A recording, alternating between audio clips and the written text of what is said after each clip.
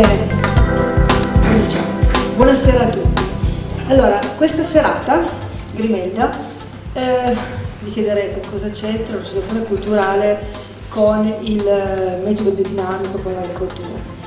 C'entra perché Grimelda si vuole occupare, tra le altre cose, di recupero della memoria, di vecchi mestieri, di trasmettere conoscenze del passato alle nuove generazioni. Comunque si preoccupa che la memoria non vada persa, che le usanze di una volta vengano trasmesse, la conservazione delle nostre radici. Per cui il metodo biodinamico, questa parola così sembra così interna, così strana, nel senso che molti non sanno cosa vuol dire, io per prima non sapevo cosa volesse dire, semplicemente è un occhio al passato rivolto verso il futuro, quindi è un ponte, una cosa che unisce dei vecchi metodi, perché la biodinamica non ha inventato niente, ma semplicemente utilizza conoscenze del passato, le spiega, le unisce alle conoscenze attuali, quindi vengono un attimino ripresentate e riviste, perché comunque nel passato i nostri nonni avevano delle usanze, applicavano dei metodi in agricoltura che magari funzionavano ma non sapevano il perché. Quindi la biodinamica cerca di applicarli, di spiegarli, di chiarirli, e vedremo che sono dei metodi, a qualcuno magari ci sembrerà un po' azzardato, un po' strano, però vedremo che molti saranno delle conoscenze che avevano già i nostri antichi. Ora, agricoltura ecosostenibile, quindi no all'inquinamento, no ai veleni, no a tutte queste cose che danneggiano il nostro corpo, che danneggiano noi uomini e l'ambiente in cui viviamo. Quindi Grimelda, che vuole rivolgersi al territorio anche cercando di sensibilizzare verso un rispetto all'ambiente. Infatti non a caso Grimelda sin dalla sua nascita ha voluto utilizzare, ad esempio, per le locandine, che sembrano così morte perché hanno quel colore molto chiaro e un po' insignificante, quella lì è carta alga, quindi è carta che arriva dal mondo vegetale ma che non va a utilizzare distruzione di alberi, queste cose. Quindi già lì cerchiamo nel nostro piccolo mondo di essere sensibili verso l'ambiente. Quindi per questo motivo l'associazione culturale Grimelda, che da un mese è diventata anche Onlus, ha voluto anche cercare di fare divulgazione, di sensibilizzare verso questo mondo che è l'agricoltura, un'agricoltura ecosostenibile, quindi diciamo no all'inquinamento, cerchiamo naturalmente, qui parliamo di agricoltura che si può fare sul nostro territorio perché ci sono le condizioni giuste, ne parlerà il signor Michelis. Quindi si può fare, dobbiamo crederci, lui ci dimostrerà come funziona perché da anni conduce un'azienda agricola biodinamica. Darà una parte di introduzione, una prima parte presenterà l'agricoltura biodinamica, parlerà di alcuni metodi, poi ci sarà uno spazio per le vostre domande, quindi non avete timore, lui oltre a essere un tecnico agrario è anche un agricoltore, quindi conosce sul campo tutti i problemi e quindi è una persona, diciamo, decisamente, come dire, si direbbe così, alla buona, alla mano, nel senso che lavora sul campo, quindi non dobbiamo aver timore di fare delle domande che a volte magari ci sembrano un po' banali, ma niente è banale quando cerchiamo di approfondire un argomento. Poi se ci sarà l'interesse e qualcuno vorrà approfondire, il signor Michelis fa anche dei corsi, quindi si potrà vedere per eventualmente organizzare dei corsi veri e propri sull'agricoltura biodinamica. Adesso passerei la parola a lui perché avrà molto da dire.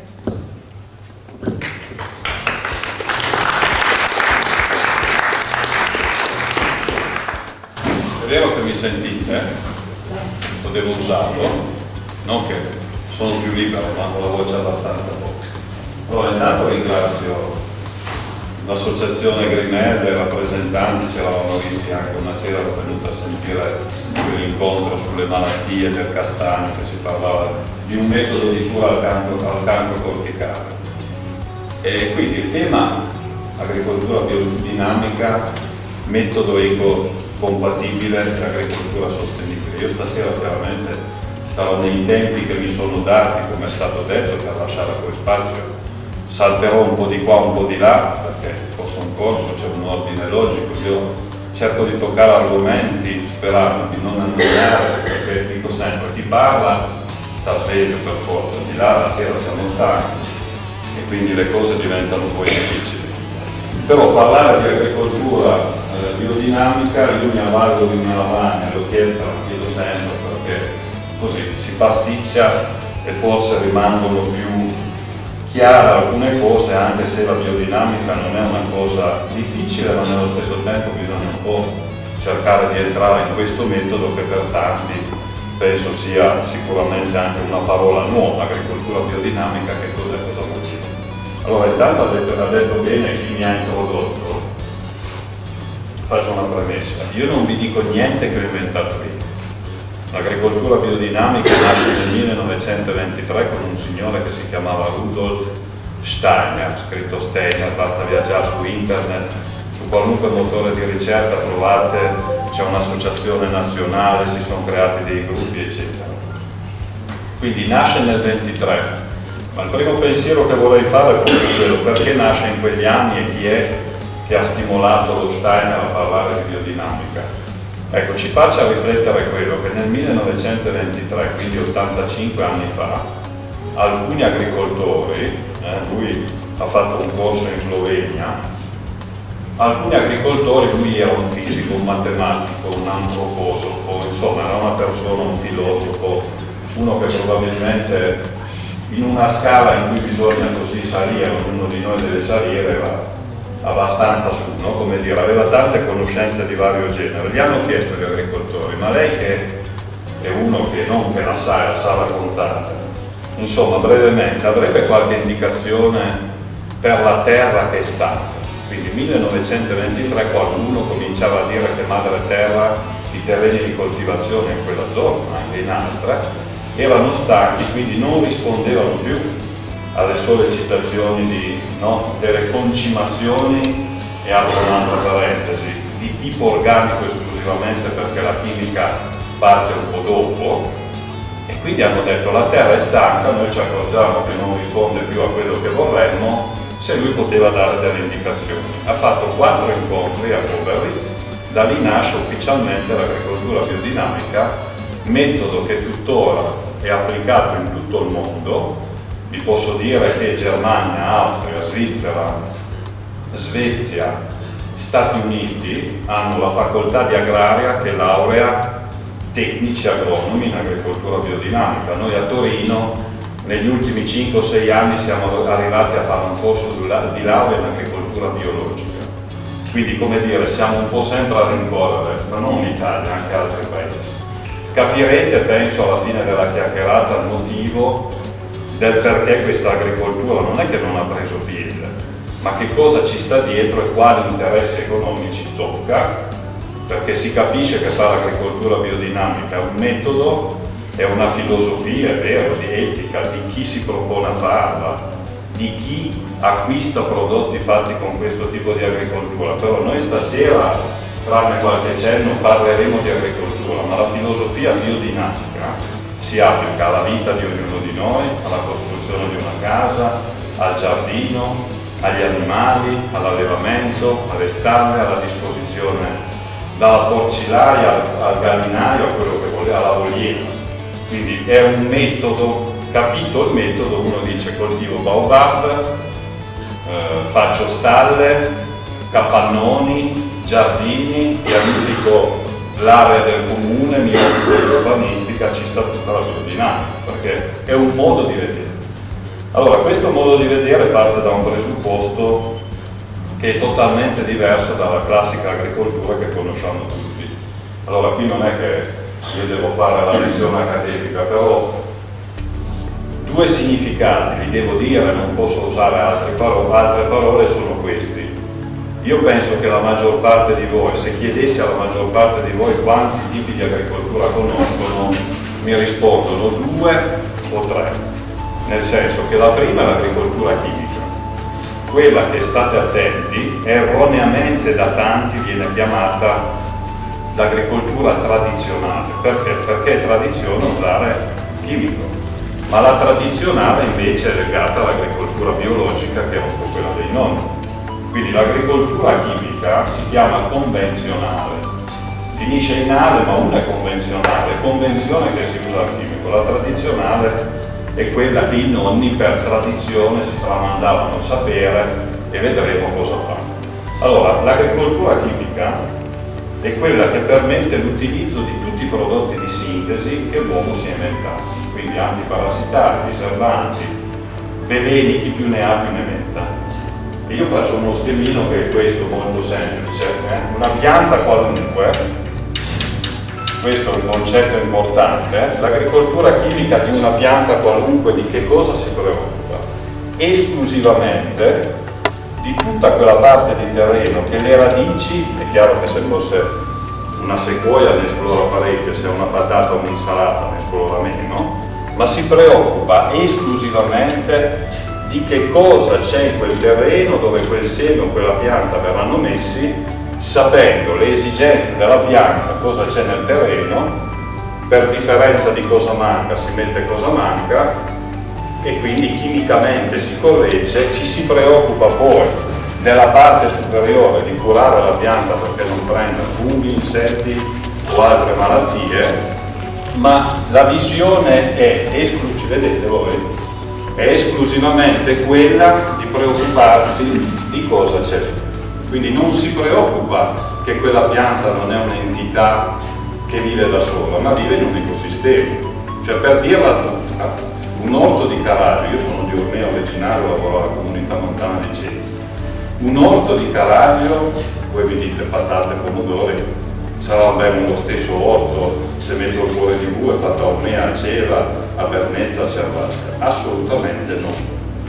Biodinamicamente parlando, chimicamente parlando assolutamente sì, perché se il cuore di bue ha quelle esigenze, io faccio l'analisi, è come l'esame del sangue. Quando uno di noi non sta tanto bene, il medico ti dice ma facciamo 2 esami, ti fanno gli esami, da quello cominciano così a dire vediamo un po' cosa c'è e cosa manca o cosa c'è in eccesso. Qui è lo stesso, quindi il chimico permette l'utilizzo di tutto, ma si preoccupa di quella pianta solo ed esclusivamente di quello. E ripeto, il chimico è uguale convenzionale, convenzione che bisogna usare tutte le porcate che l'uomo ha fatto, mi assumo la responsabilità di quello che dico anche visto che registrano, porcate le chiamerei, perché ci sono prodotti chimici, diserbanti, antiparassitari, noi tra tecnici o qua dei colleghi, che non avendo di meglio da fare stasera sono venuti, anche se queste cose le sanno perché abbiamo fatto un corso anche con loro, ma li ringrazio della compagnia. Ci sono delle etichette, io dico, su alcuni prodotti che solo a leggere l'etichetta il prodotto fa già male, non a usarlo. Cercate di capirne, anche i prodotti chimici antiparassitari, agrofarmaci, hanno il bugiardino messo fuori, non come l'aspirina che se leggi il bugiardino, le controindicazioni ti fermi e non lo usi, perché ce n'è una pagina di controindicazioni, 2 righe di quello a cui serve, no? Qui è un po' lo stesso. Allora, io aggiungo subito una considerazione. Vi assicuro, da tecnico, che il chimico funziona. Però aggiungo, chi usa il chimico deve stare attento e in coscienza si assume le responsabilità di quello che ne deriva nell'uso di quelle sostanze. È chiaro questo? Questo è quello che invece normalmente non si fa. Perché uno usa, dice, ma poi faremo un esempio, no? Per capirci, di una malattia o di un problema nei modi come si può curare. Quindi bisogna essere coscienti che se usi un diserbante dai una molecola che poi le case produttrici ti dicono che il metabolizza in tot tempo, bla bla bla. Ci sta tutto, va bene, quindi funziona, ma attenzione alle conseguenze. E le conseguenze non sono dirette solo su chi usa, ma solo di chi usa per sé e purtroppo verso gli altri. Quindi chi ha diritto di inquinare se stesso non è dei più furbi, secondo me, ma quando ha il potere di inquinare per altri, doppia beffa. Primo concetto. Secondo tipo di agricoltura biologica. Bios vuol dire vita, è però una logica della vita, capisce un po' come funziona la pianta, eccetera, eccetera, eccetera. Quindi rispetto a questa che si preoccupava solo dell'intorno. Lo ripeto perché questi concetti, se passano quelli, si capisce poi la biodinamica, chi è, cosa fa, dove va. Il biologico non si ferma proprio solo all'entità pianta dov'è, ma è quella tradizionale, un po' dei nonni. Io qui aggiungerei, quindi, oltre a tutto quello che viene qua sotto, io metto humus, sostanza organica, l'acqua, la soluzione circolante. Dice, ma lavoriamo un po' con la luna. Quindi la luna, primo concetto, non tutto viene di sotto, ma qualcosa viene da sopra e ci si ferma alla luna.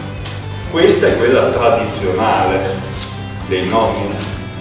Allora, facciamo subito un pensiero, non mi sconvolga, ma la luna non ha più gli stessi effetti che ha avuto per millenni di agricoltura, perché qualcuno di voi, se fa l'agricoltore ed è attento, potrebbe, non che dovete darmi ragione perché se non mi offendo, ma dovrebbe dirmi che forse è così, e mi spiego. In un ciclo di 28 giorni, questa è la luna dell'almanacco, no? Quando le banche ci regalano gli almanacchi sotto Natale, ci sono 14 giorni che la luna sale, diventa piena, e qui anche qui la parola ha significato piena di cosa?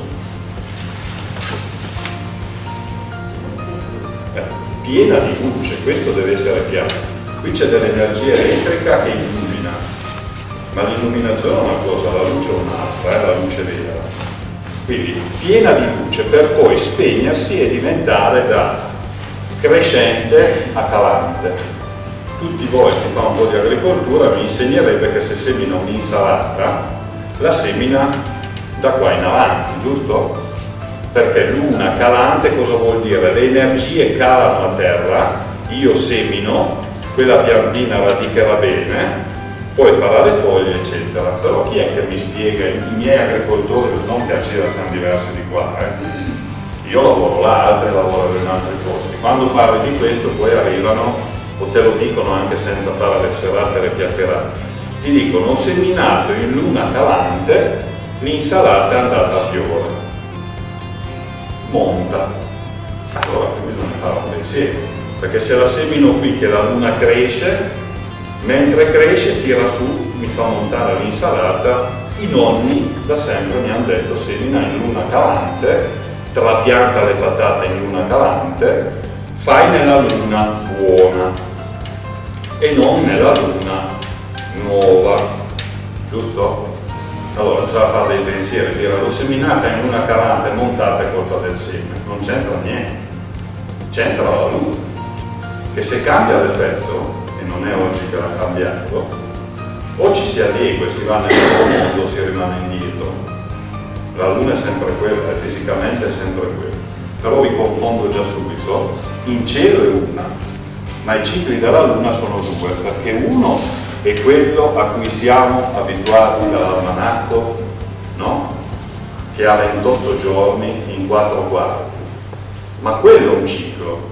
Ce n'è poi un altro che è quello della luna siderale, quella che guarda le stelle, non questa che si chiama sinodica.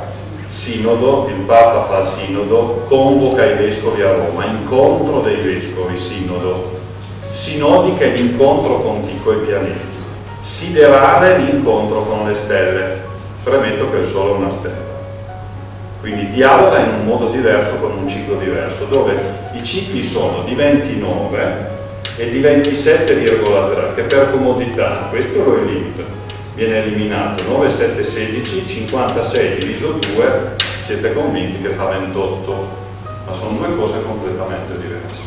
Allora, il biologico dice: ma sti nonni guardavano la luna, se ci fosse Margherita anche qua, che tutti conoscete, direbbe: vado a prendermi un caffè perché non parlatemi che la luna ha degli effetti, niente, tutte basta. Benissimo. Qualcuno dice: non è vero, guarda la luna, attenzione però, se guarda la luna e non tiene conto dei cambiamenti, seminerà in luna calante, avrà le insalate, i finocchi, la roba che monta.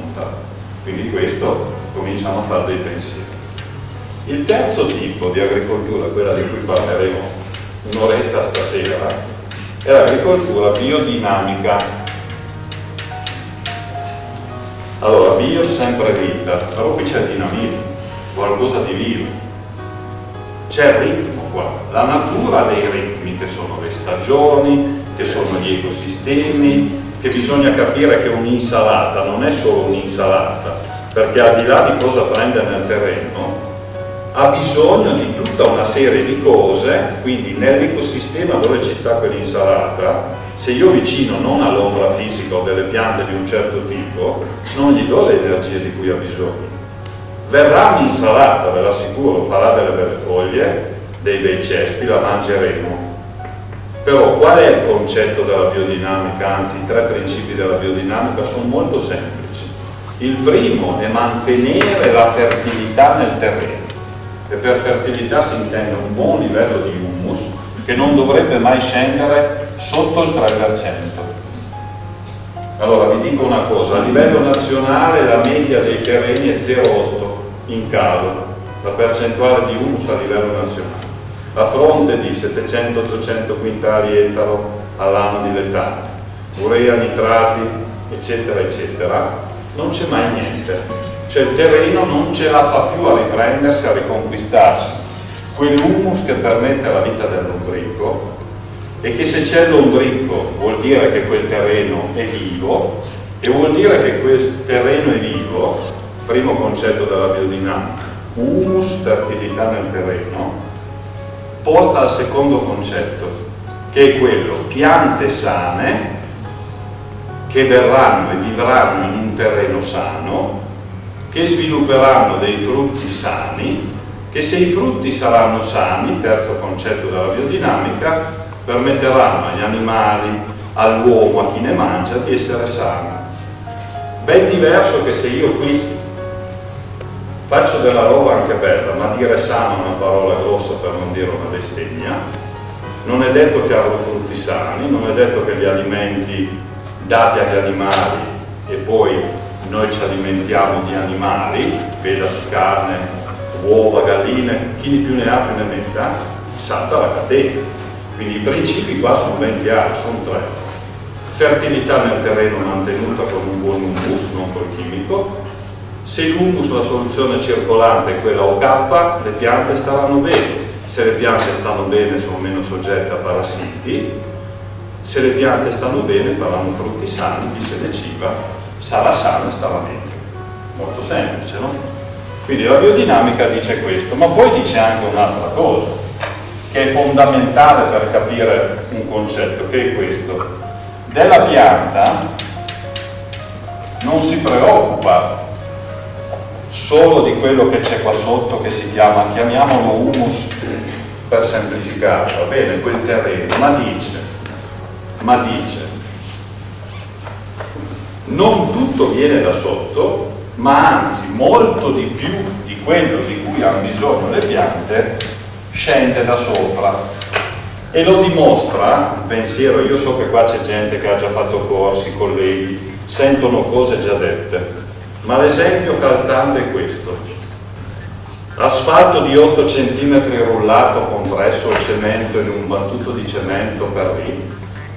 Chi è che mi dice, chi dà la forza a quel semino qua sotto dopo che ha fatto le radici di spaccare questo e andare su e fare quel filo d'erba che solo a vederlo si piega con uno starnuto? Chi di voi mi risponde dicendo sarà solo l'humus qua sotto che spinge o c'è qualcosa, non dico qualcuno, mi ferma qualcosa di sopra che tira su? Punto di domanda, pensiero dalla notte. Perché se si risponde a quello si comincia forse a capire che qua marca picche, come si dice. Qui vi dico subito che il biologico non ce la fa più. Non ce la fa più, perché basta fare biologico e qualcuno comincia a dire se non usi niente non salvi le coltivazioni, no? Se non usi niente vuol dire che vai qui, poi qua in mezzo, ecco, non l'ho detto, ci sta integrata, che è quell'agricoltura che dice fai il biologico finché puoi, se proprio non ce la fai usa qualcosa di chimico ma più blando possibile, cioè meno tossico, va bene? Il biologico ti dice anche cosa ti permette di usare, niente di chimico, lo scrivono i regolamenti della CE, ti dice al limite utilizza, al di là di guardare la luna, per la cura delle piante, per la salute delle piante, utilizza tutto quello che madre natura ti dà: verdarame, zolfo, macerati di piante, cortecce, tutta roba che madre natura. Lo zolfo ci sono le miniere, il rame, quindi non inventi niente che siano molecole di sintesi, ti dice aiutati con quello che la natura ci dà. Però ci rendiamo conto che è difficile arrivare. La biodinamica fa un passo in più, dice: prima cosa questa, quindi c'è qualcosa, io faccio un vortice, il vortice energetico, c'è qualcosa che tira su. Poi però dice un'altra cosa, questo concetto, voglio dire, è un ragionamento che dobbiamo fare. Siamo nella zona dei castagneti, no? Giusto? Un castagno secolare che fa un sacco di castagne, che sia garrone rosso, garrone, marrone, le nostre gabbiane frattori, facciamola breve. Possiamo anche le nostre piccole 120-130 castagne fanno un chilo. Mettiamo che ne fa 10 kg, una bianca. Se fa 1200 semi e cadono a terra nei buchi grufolati dal cinghiale, dove volete, nelle ricciaie, se li lasciassimo lì, siete convinti che di quei 1200 semi, ma che vada bene, andranno avanti sì e non una decina di piante? Sì o no? No, non dovete darmi ragione, dovete fare dei pensieri, perché la biodinamica aiuta anche a stimolare i pensieri, no? Se vanno avanti, io dico, vogliamo metterne 50 su 1000, sono niente. E gli altri che fine fanno? Perché non hanno il potere, la capacità di germinare e rigenerare la pianta? Sempre selvatica, ma la rigenerano. Perché? Siete convinti che se noi prendiamo una bustina di pomodori e ci sono 10 semi, io faccio sempre la battuta, minimo da quei 10 semi vorremmo 11 piante, una battuta, ma 10 le volete? Non ammettete che uno vada male, sì o no? Giusto? Allora, questo non è tener conto di come funzionano le leggi della natura e come funziona la natura. Perché un faggio che libera migliaia di semi, vi assicuro che sotto, anche se ce n'è 50, 100, è 0, quindi cosa vuol dire? Che probabilmente i semi che avranno un futuro domani, che in madre terra potranno avere un futuro, sono quelli che nelle condizioni X, il giorno Y, all'ora Z, cadono in terra, è come lanciassero una nota, no? Lanciano, mi sposto di qua, lanciano una nota a chi c'è sopra e da sopra ricevono delle risposte della serie: se io esco adesso e so che passa lei, no? La vedo, ma se esco alle 10 è un puro caso che lei ripassa, che vedo lei. Se io vedo lei castagno, un esempio, avrò un futuro. Se vedo la signora di fianco, magari dovrò chiamarmi pomodoro e avrò le cose che servono al pomodoro.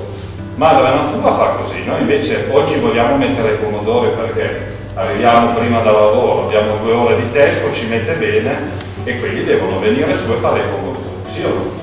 Questo non è biodinamico. Questo è chimico e forzatura della natura, con le conseguenze che non è vero che quella pianta non farà dei frutti, ma se i frutti devono essere sani e devono avere energie vitali, vive, perché si sta bene se c'è tutto che è vivo, no? Io magari mi riempio la pancia, ma riempire la pancia non vuol dire riempirsela di cose vitali che mi diano energie che mi fanno stare bene. Da qui tirate le conseguenze. Allora, la biodinamica dice: quel semino che buca prende gli aiuti più da sopra che non da sotto. Se io voglio rispettare le leggi della natura, mi devo preoccupare, se faccio biodinamica e voglio coltivare i pomodori, ad esempio, di capire chi è il pomodoro, non che è una sola nace, botanicamente, questo va bene, ma chi è il pomodoro? Chi sono pomodori, patate, peperoni, melanzane, solanace? Tutti hanno degli alcaloidi. Se levate i fiori, no? I figli, i doppioni, il pomodoro è andato a casa imocarina, giusto? Chi è il pomodoro? E dite, ma questo viene a dirci chi è il pomodoro. Chi è il pomodoro? Chi è il castagno? Questo signore che si sta ammalando, che si è già ammalato e se la passa male, chi sono? Biodinamicamente la biodinamica va a vedere quali energie hanno alcune piante, gli animali, l'uomo, e dice: se tu pomodoro hai bisogno di A, B, C, forse è il caso che ti segui in quel giorno lì perché c'è lui che ti aiuta. Lui intendo il pianeta o la costellazione, adesso ci arriviamo. Se no ti metto il giorno che ho tempo, farò anche dei pomodori, ma bisogna vedere in quel pomodoro cosa c'è. Allora la biodinamica, a differenza di questo, va oltre e dialoga con tutti i pianeti, partendo dal presupposto che il grosso viene da sopra e si chiama concimazione di tipo cosmico. Viene da sopra, non viene da sotto. Questa è la biodinamica. Noi oggi come oggi, intendo un gruppo di Ceva che collabora con un gruppo di Trieste, eccetera, è andato ancora avanti, ultimo passo, oltre io non ne conosco, magari ce n'è, però no, è l'omeodinamica, dove omeo vuol dire simile e qui ci sta l'omeopatia, l'utilizzo di prodotti omeopatici nell'agricoltura biodinamica per dare alle piante, tra virgolette, il massimo, il meglio di cui hanno bisogno, come se in natura crescessero, si riproducessero, no? O gli animali nel modo migliore che la natura permette loro. Ok? Allora, l'omeo vuol dire simile. Qui dentro ci sta tutto un discorso che nel famoso corso di cui parlava la signora se ne parla parecchio. Perché come io stasera vi darò una ricetta, se volete provarla, perché non si può andare via con la gente così brava, attenta, sveglia e non dare una ricetta da provare che costa zero. Per vedere se uno dice, boh, l'ho provato quest'estate, ha funzionato pure. Omeo vuol dire simile. Mi ha risposto di qua, ecco perché la lavagna c'era. Se tutti voi che siete mezzi agricoli, conoscete, è un frutto, un ortaggio che è fatto così, che si chiama fagiolo, giusto? Questa è una fagiolana ingrandita, la fagiolana è quella bianca, quella grossa. Fate bollire le fagiolane in un cestello con un po' d'acqua, pentola a pressione, no? Quando le tirate su si aprono un po', si fessurano, ma se non si fessurano, le fate bollire nella pentola classica, da bianche assumono un colore, un colore beigetto, e poi cosa fanno? Addirittura vanno oltre, se andate a vedere, qua così, mettono le venuzze blu, gli vengono delle vene che sono blu. Non risolve il problema, ma schiacciate e bollite in un po' di brodo di cottura, un filo d'olio, un po' di limone, non risolvono ma fanno molto bene a un organo simile che si chiama rene. Hanno la forma dei reni, giusto? Omeo, il simile è plurale simile. Nei corsi si dice sempre che ai bambini dopo i 3 anni bisognerebbe una volta alla settimana, io gli faccio il guscio, ma se lo schiacciate non c'è altro frutto nella terra, nell'emisfero nord, che abbia un frutto con la forma del cervello, c'è solo il noce. I bambini prima devono sviluppare questa di questa. È l'unico frutto che ha la forma della circonvoluzione cerebrale, si chiama noce. Biodinamica c'è da parlare una sera di che è noce. Qualcuno sa se ha trigliceridi o colesterolo in eccesso, che i medici ti dicono mangiati 3 noci, soprattutto nel pasto della sera, perché bruciano un po' questi grassi o queste porcherie tra virgolette in eccesso. Ma chi è il noce? Perché i mirtilli, non quelli giganti ma quelli naturali che sono fatti così, fanno bene alla vista? Guardate le forme. Perché io faccio l'apicoltore, c'è un miele di una pianta che ha le foglie fatte così, è spettorante del catarro, contiene mentolo, si chiama timo. Andiamo avanti, andate nell'orto di casa vostra, nel giardino, in questi giorni c'è una pianta infestante, si chiama Capsella bursa pastoris. Fa un frutto a forma di cuore, uno dei migliori cardiotonici che esistono. Ha una forma che ti dice a cosa serve. biodinamica tiene conto di questo. Un conto è curare il castagno, un conto è curare un abete, un conto è curare e parlare col fagiolo. Se queste cose hanno un senso, voi dite perché non le sappiamo? E perché si toccano degli interessi a usare la testa prima che le braccia e il portafoglio? Allora, la riunione di stasera, se serve, forse serve a dire, sono andato, non ho sentito cose che conoscevo già un po' nuovo. Andiamo avanti, l'omeodinamica non si ferma ai pianeti, dice i pianeti hanno un effetto, perché lo Steiner dice, inizia di qua, dice ma se la Luna ha un effetto, chi l'ha detto che Marte, Saturno, sono lì che girano a far numero? Avranno un effetto, lui ha dato degli effetti, ha collegato delle piante ai pianeti. Vi dico, tutte le piante da frutto, tutte indistintamente, dai piccoli frutti, castagno, melo, pero, susino, sono legate a Giove. Le grosse fioriture sono legate al pianeta Giove. Biodinamicamente parlando, chimicamente, ma chi gliene frega di Giove? Non neanche la Luna. L'omeodinamica fa un passo in più, dice io non mi fermo ai pianeti, vado più su, attenzione che qui non è l'oroscopo, e parla dello zodiaco e dice le costellazioni che sono, vi faranno un numero o no? Se io vi dicessi che se voi mettete patate, siete ancora in tempo, ve la do secca, 18 aprile, il giorno migliore di tutto l'anno 2008 per il trapianto, perché non è una semina, la patata è un numero. Attenzione che le semine sono una cosa, i trapianti è un pezzo vegetativo, la patata non è un semine. Seminate le rape, seminate i fagioli, seminate l'insalata, la rucola, le carote, se le seminate, ma trapiantate i bulbi, aglio, cipolle, stoloni di fragola, topinambur, ok? E patate, sono trapianti. Allora, il giorno migliore, pomeriggio dopo le 15, 18 aprile, è il giorno numero 1 di tutto l'anno. L'invito è, mettetele quando volete, un solco o due rappresentativi, non nel terreno più fertile, non all'ombra, non troppo al sole, rappresentativi rispetto a tutto il resto dell'orto quel pomeriggio lì. Poi ci vediamo quest'autunno e mi dite come andare, perché se no, guardi, quando faccio il corso io ho il foglio con tutta la roba che potete mettere dell'anno, giorno e ora. Finocchi, i nostri agricoltori seguono un calendario. Ma questo vale per la potatura, questo vale per gli innesti, questo vale per l'imbottigliare, questo vale per raccogliere la roba. Perché se tu raccogli la roba, un conto se raccogli un'insalata e te la mangi fresca. Un conto se tu raccogli i pomodori da farti il pomodoro, no? Mangiato, un conto se fai il pomodoro per il passato che devi conservare. Sono due cose diverse. Il fresco è una cosa, il conservato è un'altra. Ma tutti i giorni, guardate che non sono uguali. La dimostrazione può essere questa: 3 giorni, qui è sabato, domenica e lunedì. Facciamo un esempio, fine settimana, sabato, domenica e lunedì.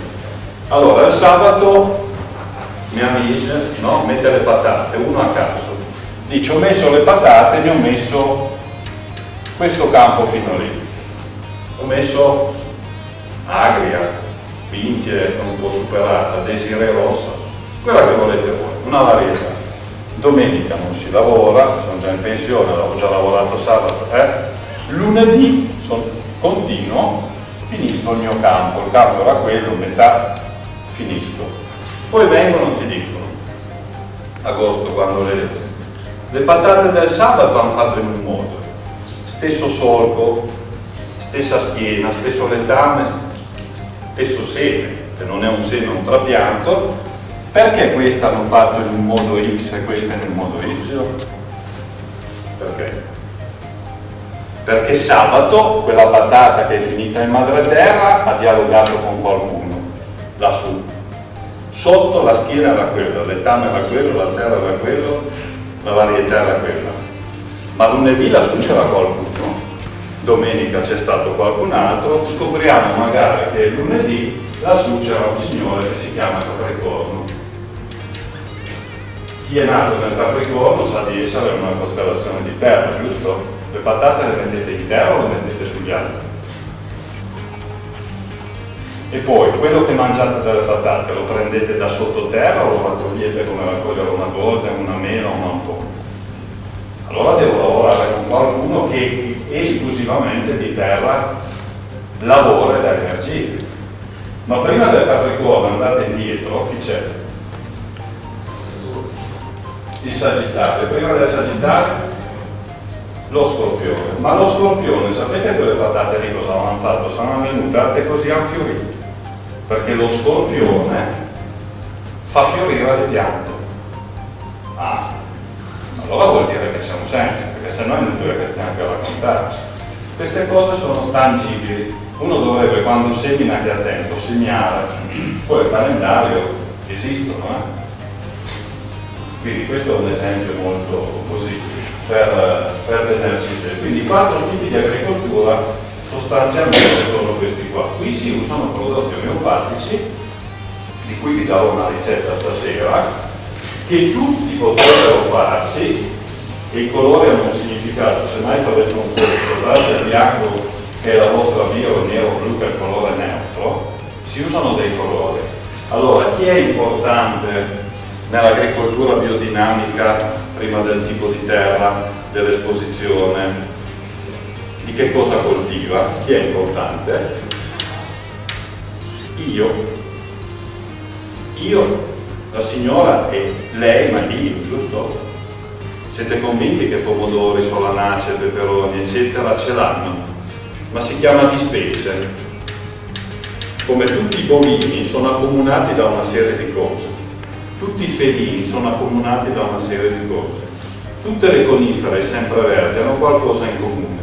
Tutti noi, ditemi se non è vero, pur essendo fatti della stessa sostanza, ci manifestiamo in forme diverse. Giusto? Ma è molto diverso. Ognuno di noi ha una coscienza individuale.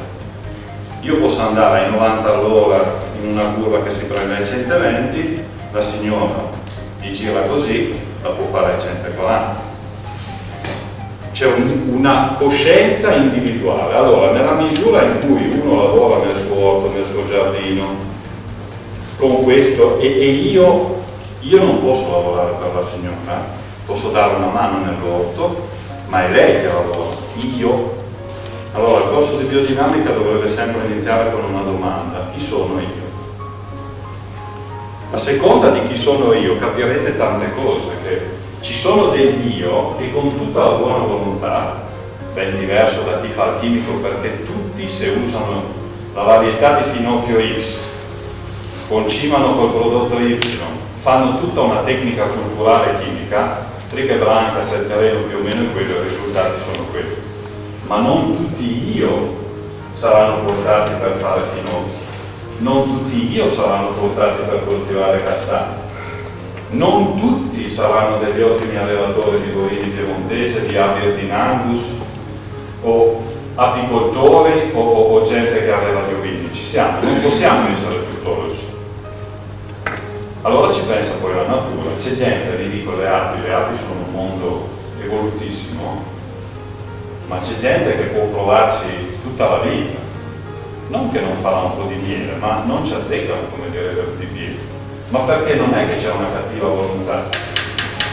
E qui sono le affinità, e affinità non vuol dire roba chimica che ha una formula, giusto? Ci sono cari che a certi soggetti ringhiano anche se non gli hanno fatto niente, giusto? Per farvi capire che queste cose hanno un significato e si parla molto di cose, ve la dico secca, spirituali e molto materiali, quindi i pensieri, per dirla franca, hanno un significato. Ve lo faccio capire. Chi è che di voi ha i conigli? Nessuno fa così? Nessuno ha i conigli qua, ma che alleva, che ne ha 14-15 in una stalla. Allora, stalla dove ci sono i conigli, poi provate a chiedere agli amici. Normalmente comandano queste signore, gentil sesso, cucina e comanda, è una battuta, ma della serie. È sabato, vorrei fare il coniglio, si decide quale coniglio bisogna fargli la festa, come dire. Seguite, perché guardate che questo pensiero qui è calzante. O sabato o venerdì si decide, si dice: ma quel maschio là che è già vecchio, se no la carne viene dura, o quella femmina che non ha più fatto i piccoli viene vecchia. Facciamola breve. Scegliamo il soggetto così.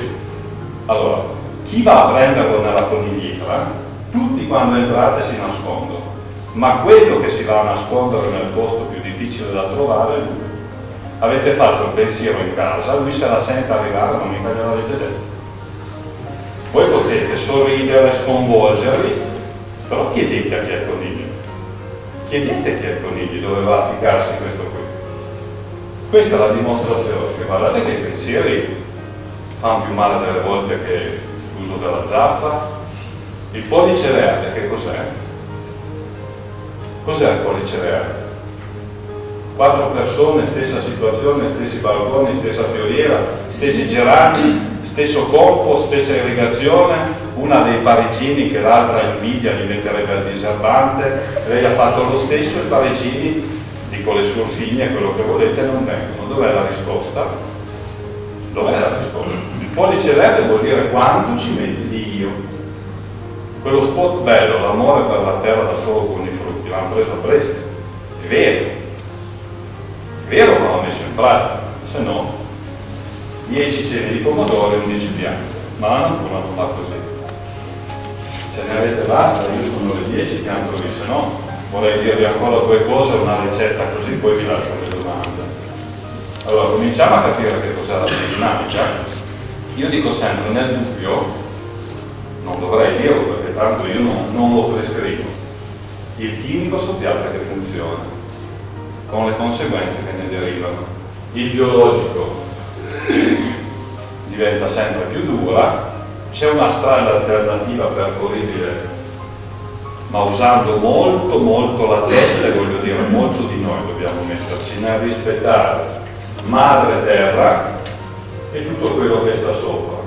Allora, primo pensiero che a me fa venire i granetti è quello che quando senti che aspettano le perturbazioni perché a Torino gli NOx, gli inquinanti, sono oltre la soglia e le campanine fischiano dal mattino alla sera, per dirla ridendo, gli NOx sono nell'aria, giusto? Ma anche se arriva la perturbazione, siete convinti che attraverso l'acqua, altro elemento, spostiamo un inquinante dall'elemento aria nell'elemento terra? E che poi nel ciclo dell'acqua questo elemento si rifà di nuovo il suo ciclo? Cosa abbiamo risolto? Abbiamo spostato l'inquinante di elemento, ma non l'abbiamo fatto fuori. Allora, se si va avanti così, ci siamo dentro fino al collo. A volte il corso di biodinamica inizia anche così, con un cartello, che vuol dire vicolo 5. Col chimico, come siamo messi oggi, qua ci siamo non con la 500, con un bilico, con un pullman che non va più indietro e più avanti, o smonti il quartiere o smonti il bilico, ma non lo giri. Col chimico siamo qui. Ma bisogna esserne coscienti, gente, perché se no non è che solo lo usano nel biologico. Guardate che non è solo rame, l'uso del solo, tra virgolette, rame o verdalame, non per niente, i miei colleghi lo sanno, la CE sta procrastinando, diminuendole le dosi ad ettaro ammesse dei sali di rami per arrivare a eliminare, perché credetevi che non è solo verdalame. Biodinamicamente parlando, se questa è una pianta e qui c'è un terreno, qui è il livello, chiamiamolo 0, tutto quello che è sopra natura, tutto quello che è sotto natura. Il verdalame lavora perché si accumula qui, nei primi 15-20 cm di terreno, e inquina molto, e quindi non è solo rame, anche se madre natura l'ha fatto, ma la natura ha fatto anche il rame, ha fatto l'arsenio, o no? Quindi tutto quello che è naturale non è mica vero perché è buono e fa bene, quindi il rame è molto pericoloso. In biodinamica io vi dico, seguo delle vigne nella zona di Murazzano, nome, cognome e indirizzo, che non usano rame. Se uno di voi ha un minimo di sentore di cosa vuol dire fare vigneto senza usare sali di rame, voi sapete che vi dimenticate un pesto, un melo, lamponi, ribes eccetera un anno, se dopo un anno ci andate più o meno qualcosa riprendete, lasciate il vigneto un anno, che non sia uva fragola americana o queste varietà che non vogliono niente, finita, buttate via la vigna. E aggiungo un pensiero biodinamico, l'ho detto a Alba, dove mica mi hanno fucilato, nella zona del vino, la vite biodinamicamente, nel pensiero biodinamico, sarebbe estinta, perché la vite l'abbiamo messa in tenda a ossigeno e rianimazione, attaccata alle macchine, 24-25 trattamenti all'anno, è un vigneto. Se gli devi quelli, finita, stacchi la spina. Quindi ha fatto il suo percorso. Ci sarà un motivo, no? Se la natura di suo l'avrebbe estinta o no. Noi la stiamo mantenendo in vita, come ripeto, tranne l'uva fragola e alcune varietà, ma tutte quelle che hanno i grossi nomi altisonanti, Barbera, Nebbiolo, Dolcetti, Brunello di Montalcino, Sagrantino, Nero d'Avola, tutti quelli che volete, estinta. Ci sarà un motivo, no? Se la natura avrebbe di suo deciso. Allora la biodinamica tiene conto di queste cose. E la biodinamica ha un concetto fondamentale che è questo qui. La biodinamica sta tutta qua dentro. Si chiama il quadrato dei 4 elementi, se qualcuno di voi farà un corso lo capirà. Questi sono i segni,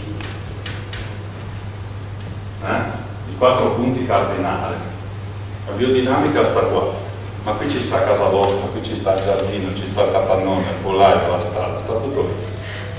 Poi ognuno se lo orienti come è messo, ma sta tutto qui. E qui ci sono i 4 elementi. Qui c'è l'acqua, e i colori hanno un significato. Qui c'è il fuoco, qui c'è l'aria, e aggiungo luce.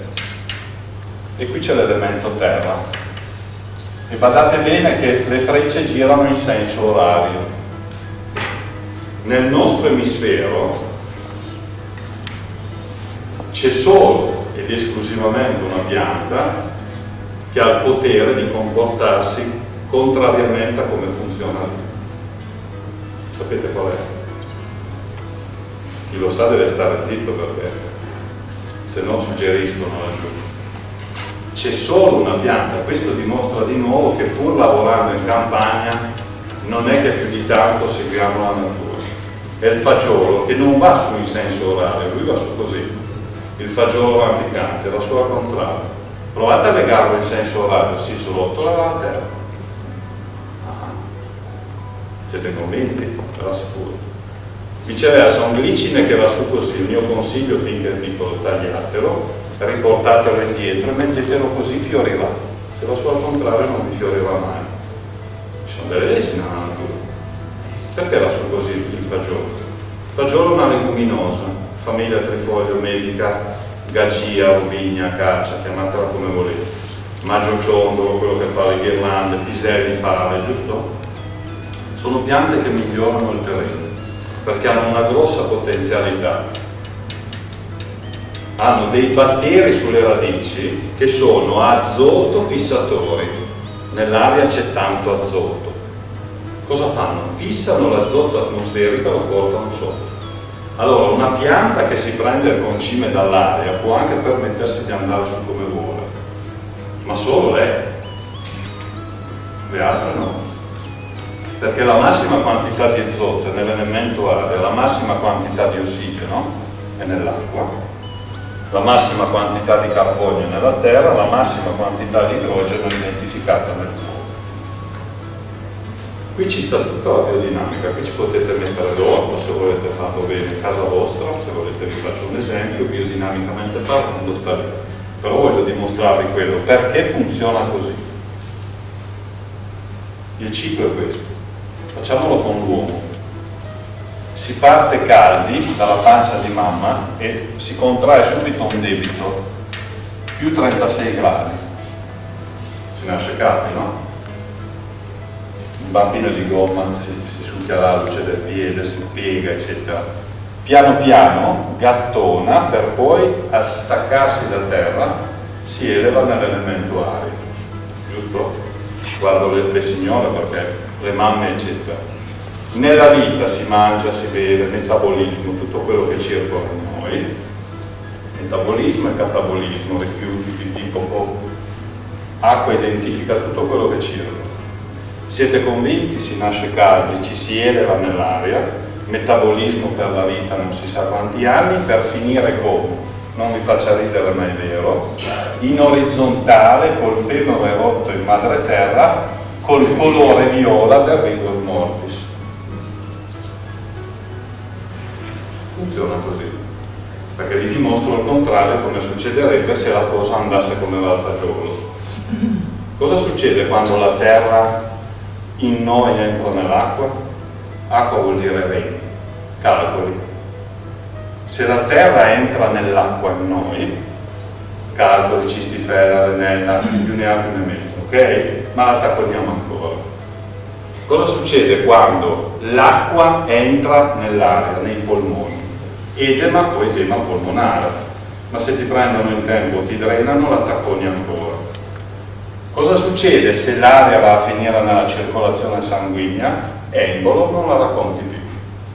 Allora abbiamo capito che funziona al contrario, ma qui funziona il pomodoro, qui funziona la cipolla, funzionano i piccoli frutti della vallegrana, funzionano le mele, le pere, il castagno. Se si sballa l'ecosistema non funziona più. Allora la biodinamica tiene conto di queste energie. Ricordatevi che l'opposto spegne quello dall'altra parte. Mi spiego, con l'acqua spegni il fuoco, ma col fuoco fai evaporare l'acqua. Se io dell'aria in un locale introduco terra, necessariamente diminuisce l'aria. Se io della terra insufflo aria, necessariamente devo volare via dalla terra. Dite cosa c'entra con la biodinamica? Sta tutto qui. I 4 elementi devono essere in equilibrio. Che cosa sta succedendo oggi, non oggi 8 di aprile, quanti ne abbiamo? Cosa succede oggi in questi periodi? C'è un eccesso di questo, in estate c'è un eccesso di questo, c'è carenza di questo. Allora se uno va in carenza, qualcuno prende il suo problema, giusto?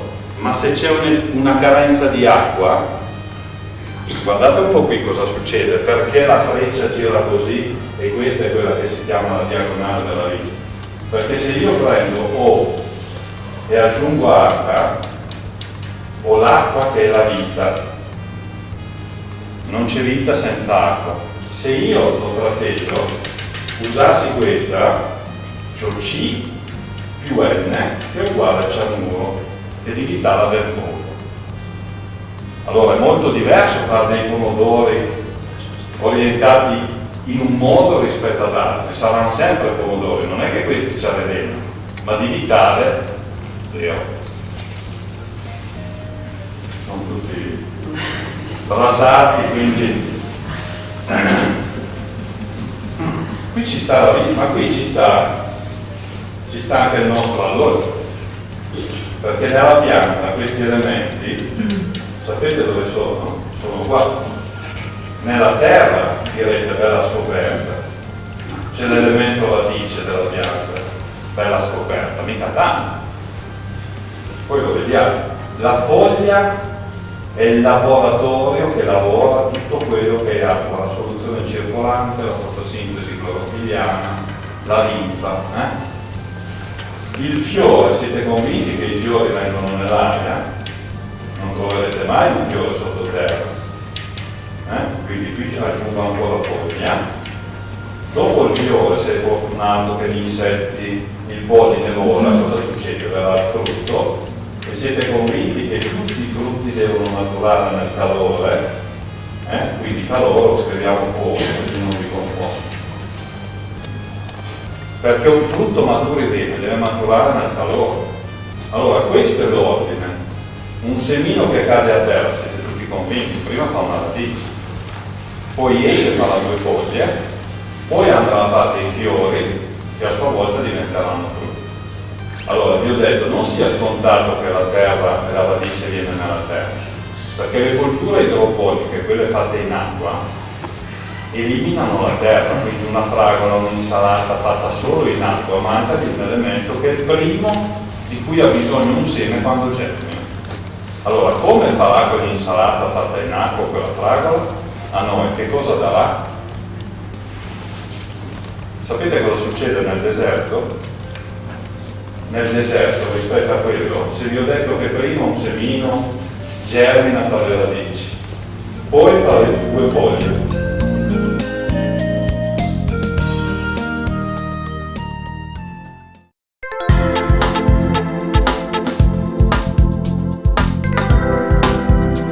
Sapete cosa succede nel deserto? Nel deserto, rispetto a quello, se vi ho detto che prima un semino germina tra le radici, poi fa le due foglie, poi va su, fa il fiore, poi il frutto. Sapete cosa fa nel deserto la pianta? Se arriva un po' d'acqua, il seme prima fa le radici, salta la fase foglia, va subito al fiore, perché nel poco tempo che gli rimane prima di morire vuole lasciare chi? Salta l'elemento foglia. Allora, succede già oggi che tante piante da noi, in carenza di acqua, vedasi le insalate che ne hanno molto bisogno, le bietole, sono foglie, no? Di cui ci cibiamo. Insalate, bietole, finocchi e porri, che rinalzate non mangiate le foglie, non mangiate le radici. Ci siamo? Allora, tutte le piante legate all'elemento acqua, nel momento in cui vanno in carenza, tirano ad andare a montare, perché sentendosi morire vogliono lasciare i figli. Allora, un'esperienza biodinamica che vi consiglio di osservare: piante di melo, pero, piante arbore da frutto, che sono già in maturità ma sono anni che non producono, e un bell'anno le vedete cariche di frutti, non gioite, come dire, se messa a fare. Quella pianta lì 2 anni muore. Si sente morire, non ce la fa, va su, vuole lasciare la progenie, vuole lasciare i figli, ma state tranquilli che non si rimette a produrre, se non ha prodotto io.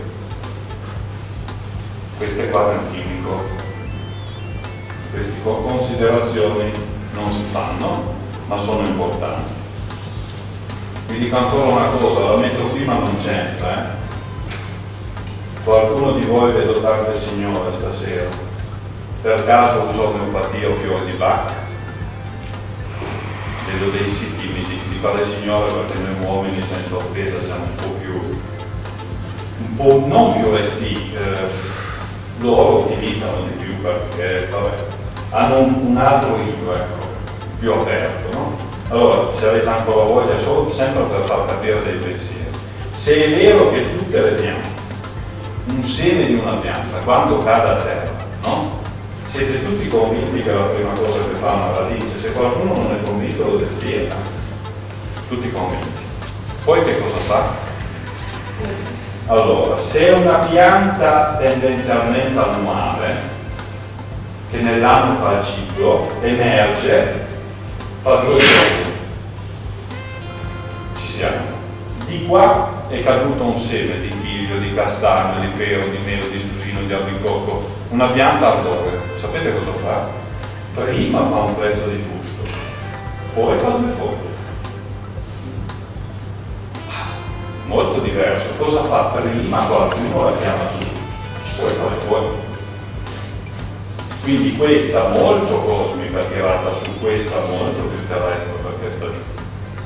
Allora devo capire questa di cosa ha bisogno, questa di cosa ha bisogno, non le devo trattare allo stesso modo. Altro esempio: susino, albicocco, pesco, ciliegio, mandorlo, ok? Poi il pero, ultimo il melo. Mi spiego. Cosa fanno queste piante? Tutti gli anni. Susino, albicocco, pesco, ciliegio, mandorlo, pero, poi il melo. Cosa fanno? Prima fanno i fiori. Il melo l'ho messo per ultimo perché fa i fiori e comincia già la foglia a orecchio di toro. Allora, fiori di Bach, tisane, intrugli vari. Cosa mi succede? Allora, appurato che devo chiedermi chi sono io, cosa mi succede se mi faccio un decotto di fiore di pesco o di ciliegio e si può fare? Ok? Cosa mi succede? Ho capito che prima fioriscono, poi fanno le foglie.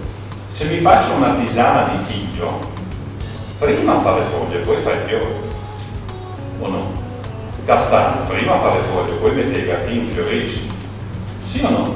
La vite prima fa le foglie, poi fa il grappolo e fiorisce.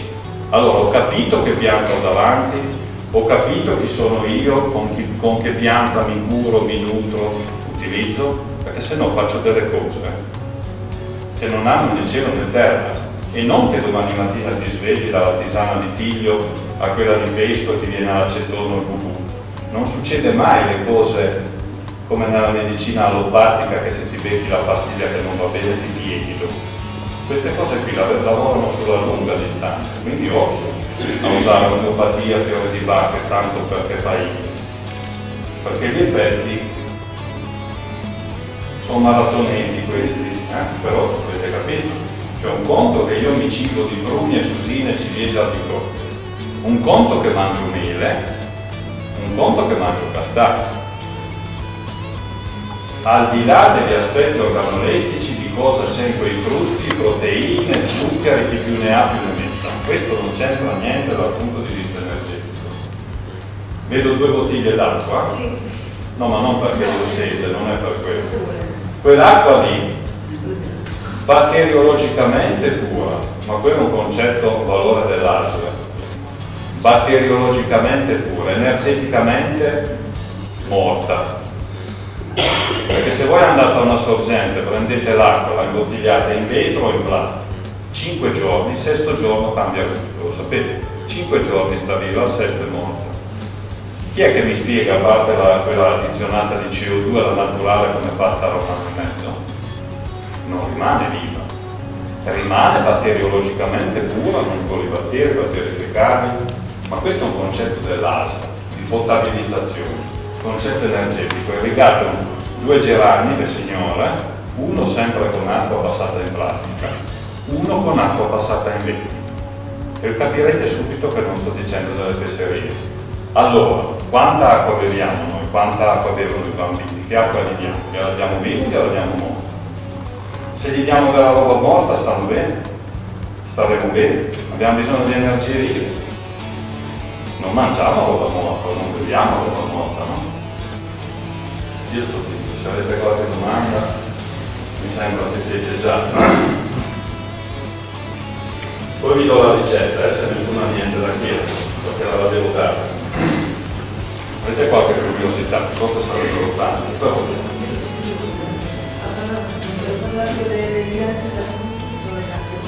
Sì. Tutte le piante da frutto sono legate al pianeta Giove. Il pianeta Giove in Terra si identifica con una pianta molto particolare. Io non è che sono un gran disegnatore, ma ci provo.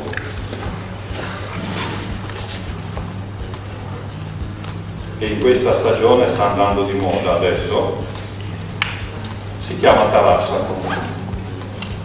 Il tarassaco è un piccolo sole, se mai farete un corso c'è un prodotto 506, si chiama, è a base di tarassaco, è il prodotto che permette alle piante dove si spruzza di dialogare il sotto con il sopra.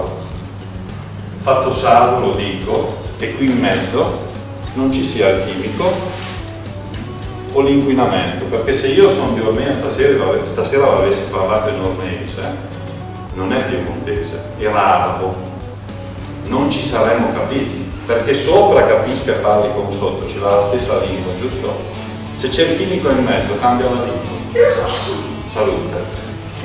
È inutile coltivare un pomodoro ibrido o peggio OGM col metodo biodinamico, perché da lassù, se è vero quello che diciamo, non riconoscono una cosa che non è come la natura la fa. Allora Giove lavora con tutte le piante che hanno grosse fioriture, sovraintende le fioriture. Marte è il pianeta legato, le querce sono tutte legate a Marte. Pianeta guerriero, ti dicono sei forte come una quercia, fino a 2 o 3 anni fa è passato molto vicino a noi, pianeta rosso, 2003, siccità da paura. Il rosso è passato vicino a noi. L'ho fatto così il fuoco prima o no? È passato il fuoco vicino a noi, guarda caso c'è stata la siccità. Il colore no, non significato. Se io chiedessi a qualcuno di venire a disegnare un'ortica che tutti conoscete, tutti, le forme in biodinamica hanno un significato. Come è fatta un'ortica? Quelli che sanno, silenzio. Come è fatta un'ortica? Com'è? Che colore è lo stelo dell'ortica? Vabbè, ve lo dico io. Allora, ingrandendola, che non la possiate vedere, il fusto dell'ortica è viola, quadrangolare, qui ci sarebbero i peli che fungono. Viola quadrangolare. Quadrangolare viola, l'ho fatto prima, è legata all'elemento terra. Una pianta, non confondete di terra perché le altre stanno sulla luna. Perché di terra? Dove viene l'ortica? Nel jazz, dove si abbandona qualcosa, dove c'è disordine nella terra, lei arriva nel teorico. Ma lei lo mette con le radici dove nasce. Le cucine del mondo animale, che si chiamano formiche, si muovono, movimentano e mettono ordine. Questa punge le formiche, ti morsicano, acido formico. Tutte e due fanno la stessa cosa, ma non ho finito. Che colore era il fuoco? Rosso. E la forma in biodinamica del calore, tondo. Tagliato un'ortica col faccetto così, andate a vedere il fusto dentro, e cavo, rotondo, rosso. Ti punge, brucia. No? Quindi, se no? Domanda, le ortiche bisogna avere tante. Allora, le ortiche, lo dico sempre, non perché ho simpatia più per il genere di sesso, ma per gli uomini. Cosa siamo tra due? Quei bubù qua, quei gonfiori che noi uomini abbiamo forse meno. Sapete di cosa parlo, no? Mi sento gonfia, poi c'è il bifidus activus regularis, ma lì lasciamo aperto.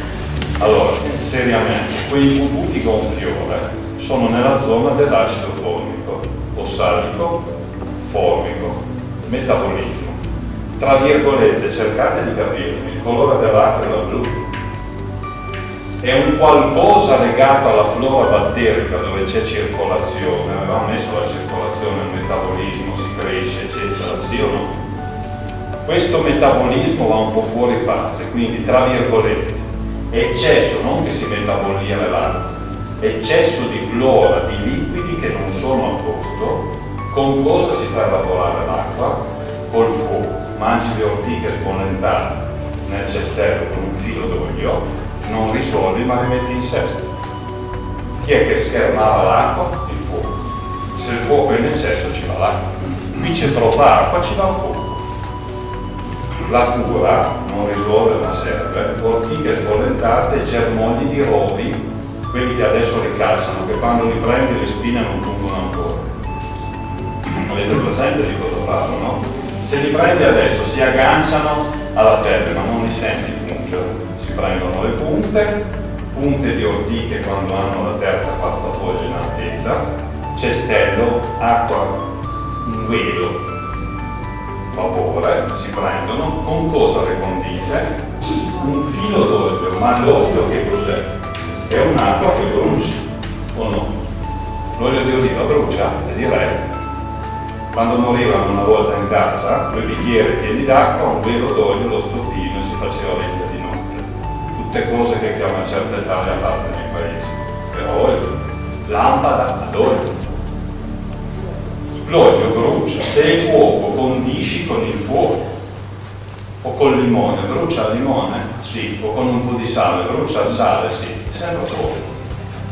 Eccesso d'acqua ci metto il fuoco. È svenuta la signora? No, sto pensando che posti la ortiche la sorveglianza. E le ortiche però, guardate che le ortiche non c'è impresa più difficile che coltivare le ortiche. In natura vengono dove vogliono loro.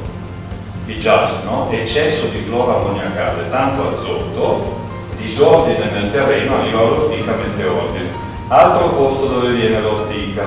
Abbandoniamo, non facciamolo, ma guardate in giro. una scocca di macchina abbandonata in un campo, una vecchia casa in montagna che viene giù, c'era la vecchia gronda, qualcosa di ferro. L'acqua porta in soluzione gli ossidi di ferro, dove c'è quello viene l'ortica, quindi l'ortica non risolve, non porta ferro, fa bene per il pianeta. Dobbiamo capire cosa hanno le piante se vogliamo aiutarci. Una cura per il ferro, sapete qual è per la carenza? Mi metterò a disegnare. Una mela. Prendete una mela che non sia di quelle, che sia una mela. Andate in montagna o in un vecchio rudere che abbia ancora la porta con i vecchi chiodi, quelli fatti dai fabbri, poi usate pure la Coca-Cola a levare l'ossido, pulitelo, piantatelo nella mela, 1 o 2 chiodi, a pranzo alla sera levate i chiodi, sbucciate la mela, diventa marrone. C'è degli ossidi di ferro, mangiate ferro. Chiaro che se uno ha un'anemia, la sideremia a 0, può anche ciucciare o tritare. Mi spiego, cioè non bisogna arrivare a dei livelli in cui nemmeno più la flebo o il ferro in vena ti riprende, capito? Questa è una soluzione, è un'omeopatia leggera di ioni di ferro più che vanno nella mela. Tu mangi la polpa della mela e ti mangi il ferro. Ti ho detto vecchi chiodi, non quelli in lega, perché quelli in lega non c'è solo ferro. Allora, l'omeopatia è una cosa, la biodinamica ti insegna a capire chi sono le piante, le forme, se qualcosa ha senso, potremmo chiudere con la ricetta o con una cosa semplicissima che è questa, che serve, visto che qua ci sono mamme ma anche papà, per capire che l'uomo rispetto alla pianta è esattamente capovolto. L'uomo rispetto alla pianta è esattamente capovolto. Cosa vuol dire? Che queste sono le nostre radici. Allora, in un bambino che deve sviluppare prima questo del resto, con che cosa bisognerà alimentarlo dopo il latte? Radici.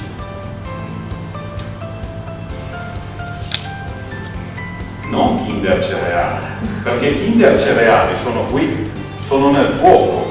I cereali sono frutti, no? Giusto?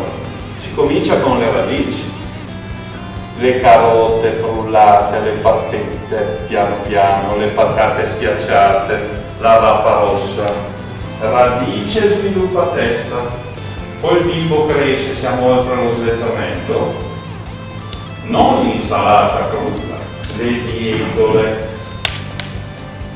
i finocchi, gli spinaci. Non ho detto i cavoli, la marijuana è qua. Ok? Poi piano piano, qui c'è ancora il fiore, no? Prima della foglia. Allora il cavolfiore, il broccolo, il cavolo verde è qua, mangiate le foglie. Il finocchio e il poro sono qui, ma il cavolfiore, il broccolo sono qui. Qui ci sono gli oli essenziali, qui ci sono i fiori di zucchero in pastello.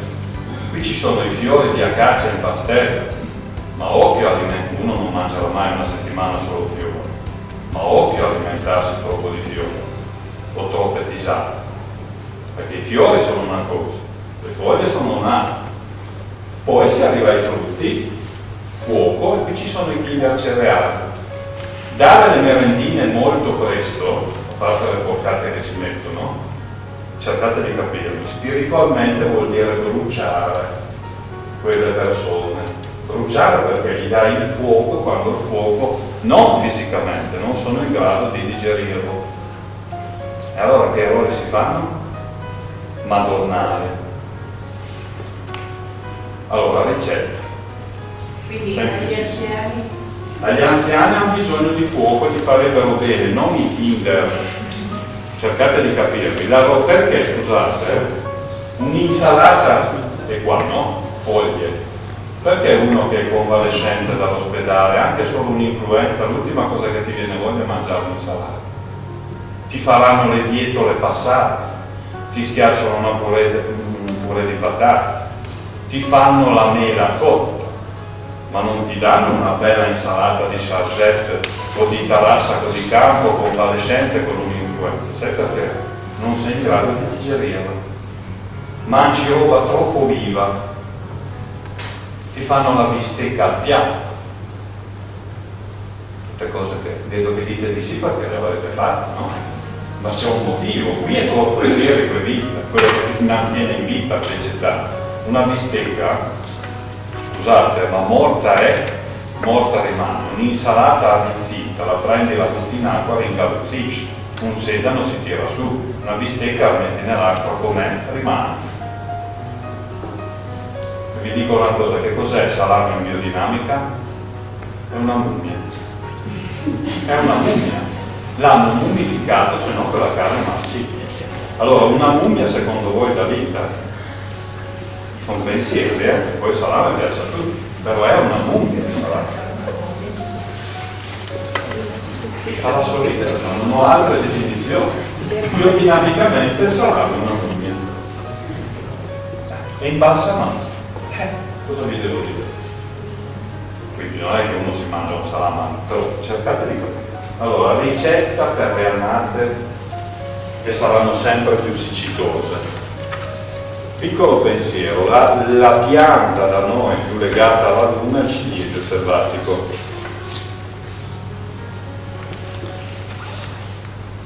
Ciliegio selvatico, mi spiego, se voi quest'estate mappate un ciliegio che abbia una certa chioma, eccetera, no?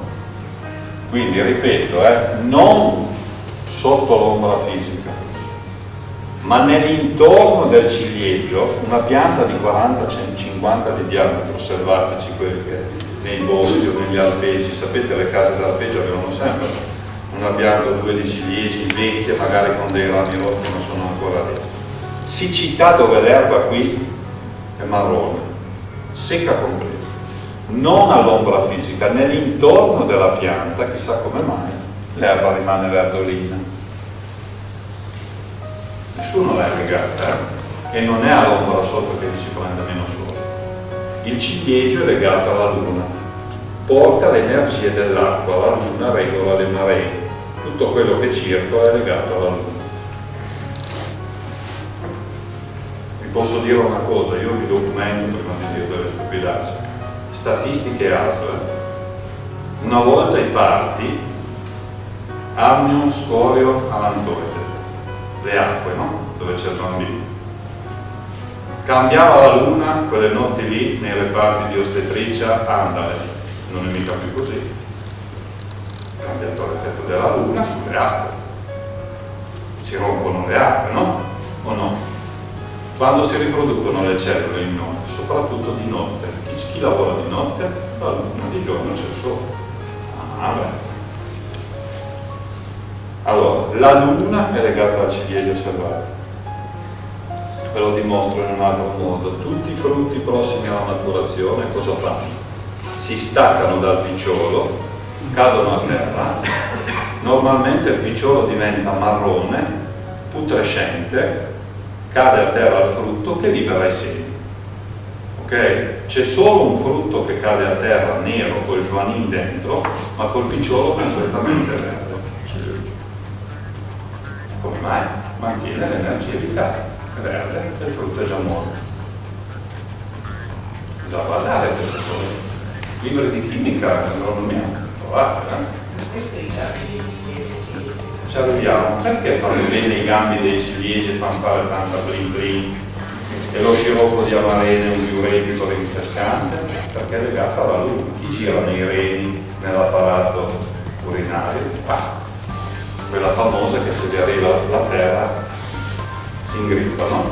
Allora, consiglio una parte di una vecchia pianta di ciliegio, più vecchia che sia, non vicino a strade, zone inquinate. Perché vecchia? Perché se è vecchia vuol dire che quel semino che l'ha originata, intanto è caduto in madre terra quando ha deciso lui, intanto madre terra l'ha fatto germinare, intanto è venuto già di età, quindi vuol dire che non è nato in tempi sospetti, ha qualcosa già in più. si raccolgono i piccioli di ciliegio, non necessariamente quando sono già caduti con i panini. Prossimi alla maturità vi mangiate anche le ciliegie che sono buone, e aggiungo, al di là del ciliegio selvatico, amarene o griotte che non siano trattate chimicamente, non lo ripeto nemmeno una volta, ma nemmeno con verdalamo, siclorure o porcherie varie. Amarene o griotte, parentesi, i vecchi non avevano studiato tanto, mai mancava una marena o una griotta in una vigna o nelle vicinanze di un orto, perché nelle annate di super siccità che ci sono sempre state mi dava l'energia dell'acqua. Chiusa la parentesi. Ma loro lo sapevano. Gli aveva detto la memoria tradizionale tramandata dai nonni, dai padri, che tramandavano le cose che servivano e non le bellinate.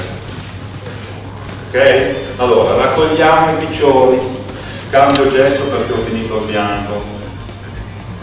100 grammi di piccioli. Di questi, io vi consiglio la pianta vecchia, quella che veramente 100 grammi di piccioli. Altra parentesi, visto che questa cosa serve poi a parte per l'uso nostro, ma per la terra, in un periodo in cui i piccioli vanno raccolti un anno per un altro, si fanno appassire, non seccare, appassire all'ombra, poi si mettono in una borniera, chiamata anche qui, di vetro, tappo possibilmente di quelli, non tappo, quelle che avevano la gomma, vi ricordate? La macchinetta qui e che chiudevano lì, non plastica, al limite la gomma solo, ma il resto vetro, non tappi strani. Allora si mettono qua, cosa gli si aggiunge perché eventuali farfalline, baboie strane non abbiano vita favorevole? 4-5 grammi di pepe, punto. Questo vale anche nei fagioli conservati messi nei vasi di vetro, oppure nelle piante officinali essiccate messe via, i 4-5 grammi di pepe fanno una sorta di aerosol che certi animaletti vanno a migliorare, se ci sono. Non risolve, ma aiuta anche a far fumigare un po' per eventuali funghi e muffe, che però lì ve la giocate se non avete passato bene. Allora si conservano, ma supponiamo che quest'anno lo fate quando li avete raccolti. 100 grammi padellino, facciamo il decotto, non dico cosa vuol dire decotto infuso perché tutti lo sapete. Il decotto vuol dire che la sostanza bolle insieme all'acqua, l'infuso vuol dire che fai bollire l'acqua e poi versi. Allora decotto vuol dire decuocere, coccere. No? Li mettete acqua QB quanto basta a coprire quei 100 grammi di picciolo, che siano coperti. Si accende il gas, si porta ad ebollizione 5 minuti da quando inizia a bollire. Allora, uso per noi: si scolano, lo fate intiepidire la prima sera, ve ne prendete già una tazza di quelle da tisane classiche, ultima cosa prima di andare a dormire, con un cucchiaino da dessert di miele di tarassa. Il tarassa che aveva il fiore giallo è legato alla luce, fegato intossicato, luce purifica, mattino dopo tutto il giorno pipì di quelle spesse. Uso una pianta sulla quale hanno bottinato le api, che porta energie di luce, sono sporco, metto luce e mi purifico. La prima sera. Per le 2 sere a seguire il liquido che vi avanza lo metterete in frigo con un piattino, ne tirate fuori una tazzina, la riscaldate, intiepidite, 3 sere in frigo. Stop. Uso nostro. Purifica. Ultima cosa, prima di andare a dormire vuol dire che fate cena, ve lo bevete alle 9:30, poi andate a dormire anche alle 2. Ma dopo quello, stop, lui lavora. Uso agricolo. Scogliamo l'acqua, la mettiamo in una tazza, prendiamo i piccioli, li mettiamo in un mulinex, li frulliamo. Mettiamo in pezzetta il risultato in garza, strizziamo, quello che esce anche poco, lo andiamo ad aggiungere al liquido che ci eravamo tenuti. Ok? quella quantità di acqua, poi vi dirò quanto, ma quella quantità di acqua che è venuta fuori dall'aver scolato i piccioni e di quello che avete frullato levando tutta la parte solida, serve, quanta ce n'è, diluita in 5 litri di acqua viva. Per acqua viva intendo di sorgente messa nel vetro e nell'acciaio, non nella plastica, se no l'ammazzate subito, la vitate. Quindi 5 litri più quelli, che ne so, 2 bicchieri, quello che c'è 3, servono per 1000 metri quadri di terra. Orto, giardino, frutteto, castagneto, prato inglese, ok? Vedete voi. Ok? Quando si usa? La domenica mattina prima della luna piena. Calendario secco, lo prendete, ce l'avete. Viene la luna piena, la domenica prima, quella quantità.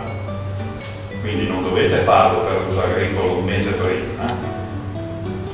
Lo fate alla sera, alla mattina e domenica, avete già colato, fatto tutto, diluite in 5 litri, pompa a spalla, andate a spruzzare sulle colture che ci sono. Cioè, mi spiego, sono patate, sono finocchi, sono spinaci, il prato, quello che è. La domenica prima della luna piena.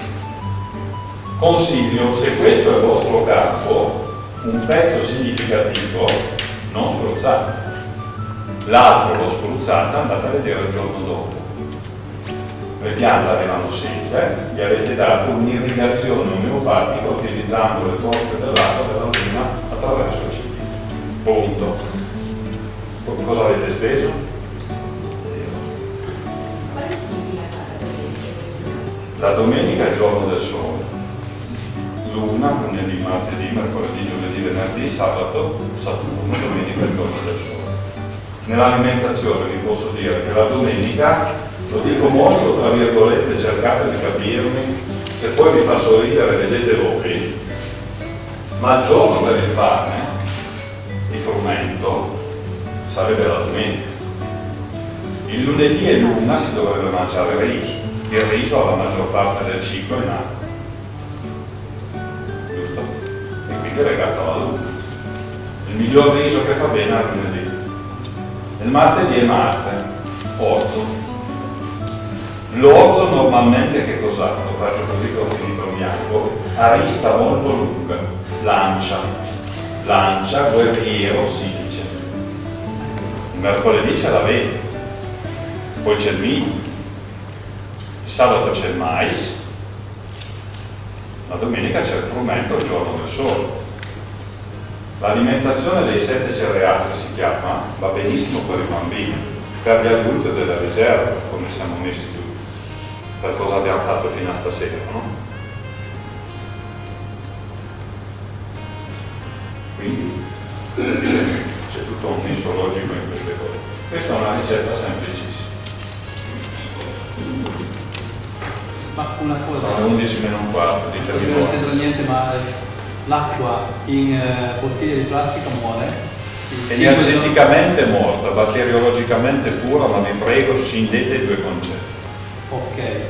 Mi spiego, se io prendo un'acqua inquinata da colibatteri, il camoscio ha fatto la popò, no? E non il bifidus activus regulatis, c'è un colibatterio, ci sono batteri che girano, anche se è la più naturale possibile in quel ruscelletto da film. Se ci ha rumato il cinghiale l'ha fatta, sono dei colibatteri così, quindi è naturale ma inquinata. Viceversa, è batteriologicamente pura ma energeticamente morta. E quindi comunque la prendo alla sorgente. Alla sorgente la metto in vetro 5 giorni. A me fanno sorridere quelli che arrivano con le casse, vanno alle sorgenti, a parte le bottiglie di plastica ne fanno una scorta per 20 giorni. Mi dirai, sono passato a Ormea oggi, se passate a Ormea sponsorizzo il mio paese, perché è vero, se siete pratici, Ponte di Nava, salita del Colle, poi Liguria. C'è una fontana davanti alla chiesa, adesso ci hanno fatto anche il monumento di marmo al prete più vecchio d'Italia, Don Pasquetta, qualcuno ne aveva sentito, ne avevamo parlato da là. Quell'acqua lì è una delle più buone del versante perché arriva da Quarzina, che è quella frazione che scendendo da Nala verso Ormea te la trovi implaccata là che non dici, alla sera sembra un presepio. Quarzina, quarzo, silice, opposto del calcare. Non vanno bevute le acque calcaree, quelle che Dalfor, la serpentina, a parte la lavatrice, ma anche in noi fanno quel lavoro lì, se vi ricordate. Allora, quarzina, quarzo, 5 giorni, poi già dentro.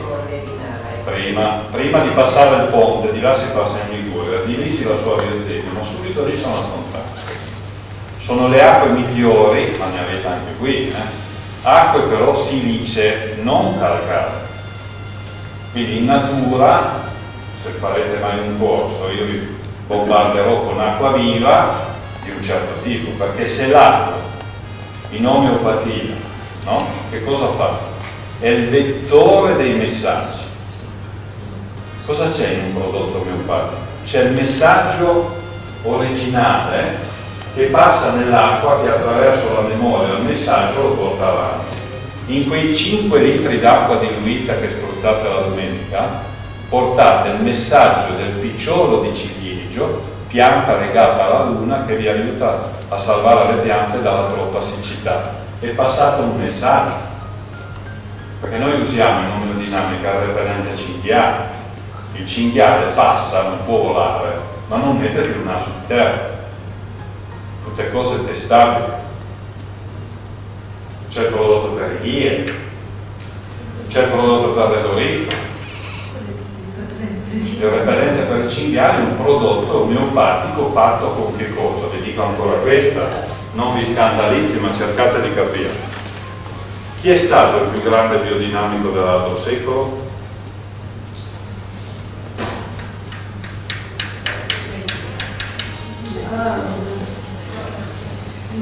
Perché li ha bruciati? Li ha fatte delle fosse comuni grosse, li ha bruciati. Allora, se qua ci sono dei frutticoltori e questo è il loro frutteto, il loro castagnito, e i venti arrivano di qua e soffiano in là, occhio a fare il mucchio che bruciate qua, si fa sempre sotto vento, perché normalmente si potra in autunno e in primavera in condizioni normali di umidità, quando il tempo era normale, giusto? Tipo una giornata oggi o meno più gerellina, eccetera. Se tu bruci quelle giornate lì, se non perché la forestale ti brilla in altri giorni, giustamente, le ceneri vanno. La perturbazione, tra virgolette, l'acqua cosa fa? Si carica di un messaggio e lo spande dove va. Ma siete convinti che in quei residui di potatura non avete solo tagliato roba secca? Avete potato rami vivi, no? Quando potate. Se date un messaggio di morte alle piante, bruciando e così, può essere mica che quelle piante stiano bene. Sì, no? Siete convinti o le spariamo grosse? Perché si brucia la paglia? Dove? Quando la bruciano quelli bravi? Paglia uguale silice, ricca di silice. La silice torna al terreno, ci sono anche dei periodi giusti per fare queste cose biodinamiche. Se sbagli i periodi, i messaggi non sono di vita, sono di morte. Questo era un pensiero per arrivare a dire come si fa il repellente cinghiale. Come si fa? Si va dal cacciatore quando prende un cinghiale femmina. Perché la femmina? Chi dona la vita è chiaro che serve il maschio, ma è la femmina. Allora, la femmina dona la vita, il messaggio opposto alla vita è la morte. Per dare il messaggio di morte si prende, nel caso del cinghiale, siete convinti che no? Grufola col muso, quindi col bisturi, ma un pezzo che non si vede del grugno della femmina del cinghiale, pezzo che dà il danno. Fosse un ghiro, una parte di bocca che così. Ok, ci siete? Poi squartano il cinghiale, lo puliscono, fanno in pezzi, bisturi, un pezzo infinitesimo dell'utero, l'apparato genitale che riproduce. Si fanno le ceneri, si brucia, si incenerisce, si prende 1 grammo di cenere di questo mix, come? 1 grammo di cenere più 99 cc o millilitri di acqua viva. 1 più 99 fa 100, giusto? Questa è la CH1 che usa omeopatia, centesimale, 100, Hahnemann, medico tedesco, prima. Da lì se ne prende un cc in 99 di acqua, non ve la faccio lunga, si arriva alla CH16. Dopo 3 diluizioni di quel grammo di cenere, vi assicuro che non ce n'è più. Si va oltre il numero di Avogadro, che in chimica vuol dire che non c'è più una molecola della sostanza originale. Cosa rimane nell'acqua? Il messaggio di una parte di cinghiale femmina, morte, non vita, incenerito. Tu lo spruzzi, il cinghiale ha il messaggio che lì non è al suo posto, passa perché non vola, ma non mette il naso in terra. Allora, il mio problema, l'ho sempre detto chi mi conosce, siamo partiti con io, che l'io che spruzza non mi interessa che dico io raggiungo funziona, no, devo fare dei pensieri di che cosa è successo. Punto. Bisogna fare dei pensieri se funziona. Perché quel ciliegio ti aiuta a resistere alla siccità?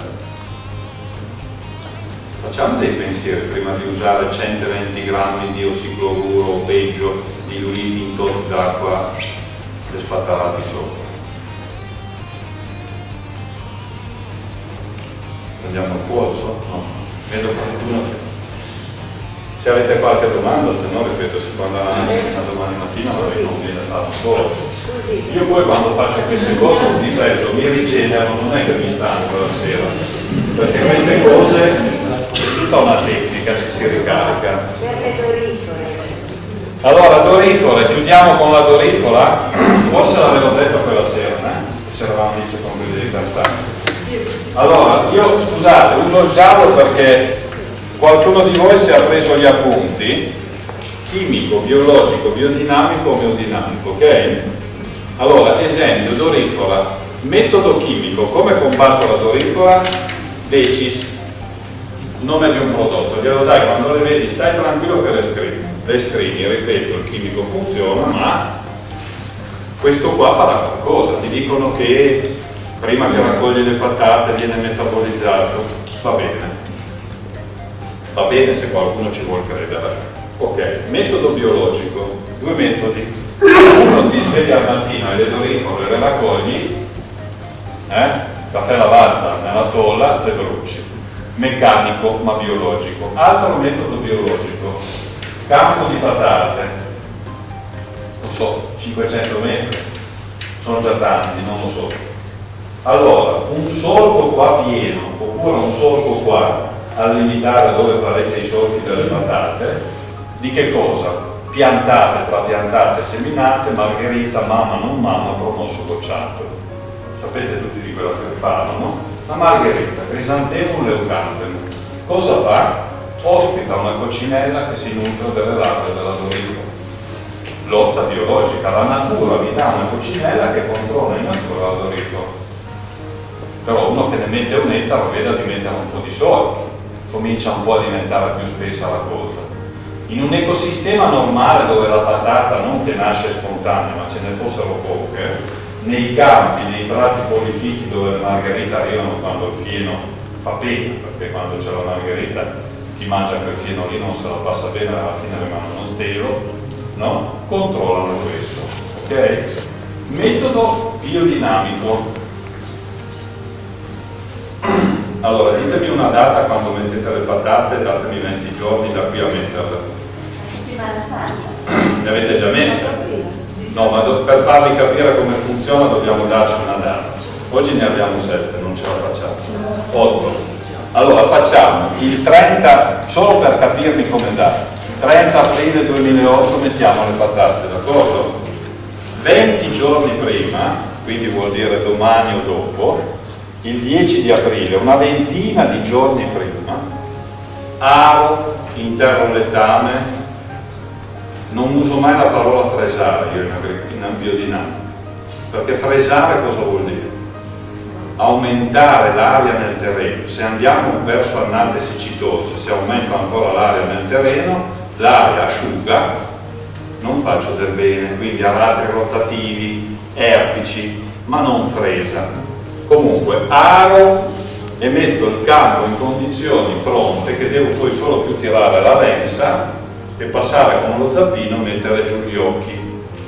Tutti mi state capendo, perché magari uno dice occhi, non ha mai visto come si mettono le patate, ma ci siamo capiti. 20 giorni prima ho preparato il campo, 20 giorni prima vado in magazzino dove avrò una cassetta delle patate dell'anno prima che mi tengo da mangiarmi, che mi sarò dimenticato da Natale in avanti di levargli i but, i germogli, anche qui mi state capendo. Li fate venire belli lunghi, la mettete magari, la levate dal posto più fresco, più al caldo, che ne faccia un po'. Raggrinziscono, ma capirete. Faccio passare le patate, raccolgo i but, sono sempre 20-22 giorni prima del giorno che metterò giù gli occhi, d'accordo? Il campo l'ho preparato, raccolgo questi germogli, vado a casa, li frullo. Li devo frullare in un Mulinex qualcosa, li frullo. Prendo una garza, strizzo il tutto, recupero il liquido. E prendo 2 belle manciate. Io vi do sempre la dose per 1000 metri quadri. Ne fate un po', che ne venga fuori almeno 2 cucchiai di quelli da minestra, di questo sugo dei germogli. Parentesi, cosa sono i germogli? La nuova vita della patata. Lavoriamo con la vita, ok? Non vi ho detto spelate una patata con del gattuso. I germogli. Il succo lo diluisco in 5 litri di acqua di sorgente. Quel succo che ne deriva dal frullare quelle 2 manciate di germogli, ok? Lo diluisco in 5 litri dopo aver strizzato, eccetera, che non ci siano parti spesse. Vado sul mio campo di patate 20 giorni prima, senza pestare più di tanto perché l'ho tirato a lucido, passo, spruzzo alla veloce. Spruzzo.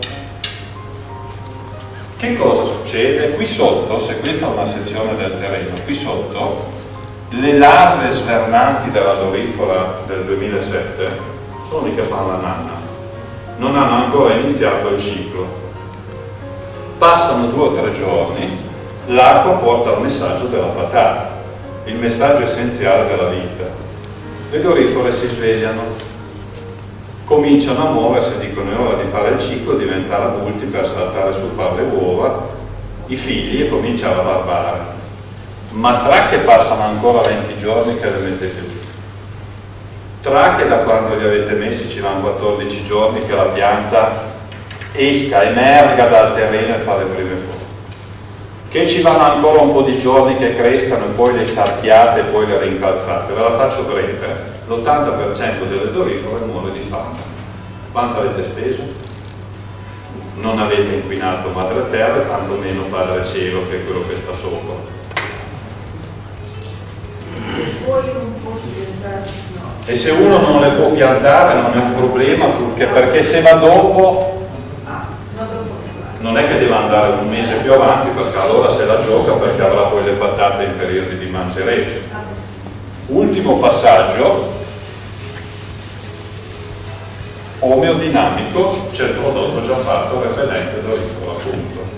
Però qua ci va l'ultima precisazione, che è quella.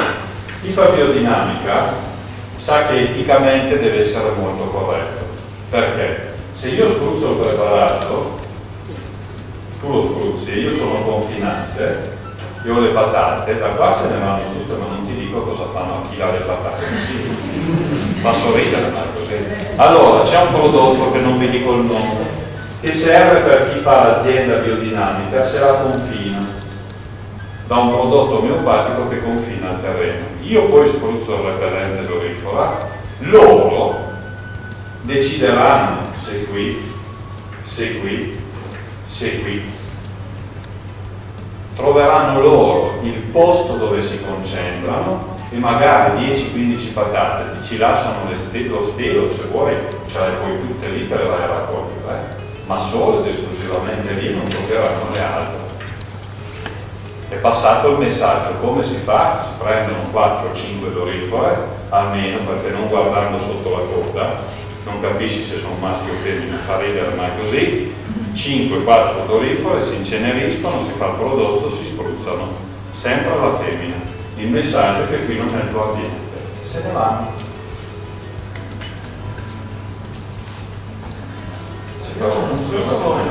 Sì, quello che dico io, fate dei pensieri. Come? Io l'anno scorso ho raccolto le dorifore. Ecco, la signora ha fatto un corso, se qualcuno vuol dire qualcosa. Ecco, Avevo bruciate di sabato e riportate in terra di domenica e hanno aiutato tantissimo. Ti hanno aiutato? Sì, avevo dato solo il repellente per gli insetti. Y04? No, forse il O repellente? Però diciamo che facendo questo lavoro qui adesso non li vedo tanto. Ed era il primo anno che lo facevi? Sì. Con un prodotto fatto da te. Fatto da me, me l'aveva consigliato Pietro. Attenzione a fare le ceneri. Non si scherza con l'omeopatia. Meglio il chimico, anche se è proprio. Però il chimico è il discorso dell'aspirina, no? I vecchi di una volta, che andavano in campagna, primavera, estate, avevano sempre, no, qualcosa da legare, giusto? Portavano la toppia, portavano i lamponi, la pianta, giravano non con la vigna, anche da noi mica ci sono le vigne qua, non penso, Giancarlo, non è zona di vigneti, se ce n'è qualcuno, andavano e mentre legavano un salice era sempre in bocca, giusto? Pochissimi prendevano l'influenza. Acido salicilico, cosa c'è nell'aspirina? C'è l'acido salicilico, non che adesso tutti da domani a ciucciare i salici per cavallo, cercate di capire. Cioè le cose non sono, lo metto anche sul ridere, ma perché qualcuno capisca che qui non è che si fanno gli sciamani o si impongono le mani, però le cose con nomi, cognomi, aziende, voglio dire, non è l'agricoltura dei figli dei fiori, è di quelli che hanno 200 metri di terra. Ci sono aziende di centinaia anche di ettari che fanno il metodo biodinamico, è il metodo. Il periodo giusto per piantare il fagioli? Adesso non ho le date dietro, ma se le capita un calendario biodinamico, noi facciamo i corsi, poi li diamo, se no, ma se le capita, Luna in Sagittario. Sagittario dalla verticalità, occhio, volete vedere che funziona, mettete i fagioli bassi nel Sagittario. Vengono alti così, non mi fanno un fiore, si coricano a terra. Hanno preso l'impulso ad andare su, ma allora devono stare bassi. Luna in Sagittario e ranticanti. Gemelli. Chi sono i gemelli? Sono due, va bene.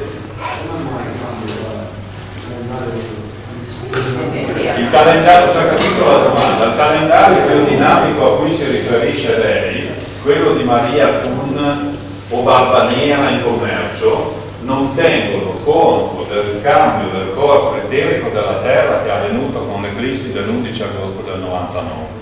È successo qualcosa. Prima si parlottava con le signore, i Maya ne stanno parlando, no? Il 21 dicembre del 2012 hanno smesso di scrivere il calendario. Era un calendario lunare scritto 3000 anni fa. Erano talmente scemi che 3000 anni fa hanno capito che la Luna avrebbe cambiato l'effetto, hanno smesso di scrivere. La massima manifestazione del cambio della Luna del corpo eterico c'è stata l'11 agosto del 99. Il Signore chiedeva come mai ci sono dei calendari, ve la faccio breve. Il calendario che usiamo il gruppo col quale lavoriamo tiene conto di questo cambio. Non spaventatevi, tornate a casa sereni, ma chi di voi, non oroscopo, le costellazioni in cui si è nati, no? Le tre di terra, Capricorno, Toro e Vergine, sono sempre loro. Le tre di fuoco, Ariete, Leone, Sagittario, sono sempre loro. Chi di voi crede ancora che se nel Cancro, Scorpione o Pesce in costellazioni di acqua, sappia che è passato nell'aria. Chi di voi è in Bilancia, Gemelli, Acquario, da costellazioni di acqua, scusate, di aria, è passato nell'acqua. No, se volete andiamo avanti, domani mattina alle 6. Ve lo spiego, hai capito? Allora, questo certo che influisce su di noi e sulle piante, perché se una pianta è legata alla bilancia ed era nell'aria, adesso è nell'acqua, capite che è un po' diverso, no? Se è vero, se non è vero. Il fatto è chimico? Certo. Quindi se qualcuno vuole, l'ultimo pensiero è questo, quello che serve, che servirebbe, la metto così, ma scusate, se noi stiamo dietro a vedere il giorno X, all'ora Y, di mettere quel semino interno, giusto? Siete convinti che grazie a Dio, Madre Natura, decide lei per noi, quindi eticamente parlando si toccherebbero dei temi che fanno rabbrividire sulla procreazione, no? Ma siete convinti che se stiamo dietro al seme di pomodoro da mettere nel leone, quando si seminano i pomodori in vasetto, adesso già un mese fa, è un frutto costellazioni di fuoco, vi ricordate? Frutto fuoco, leone, sagittario, ariete.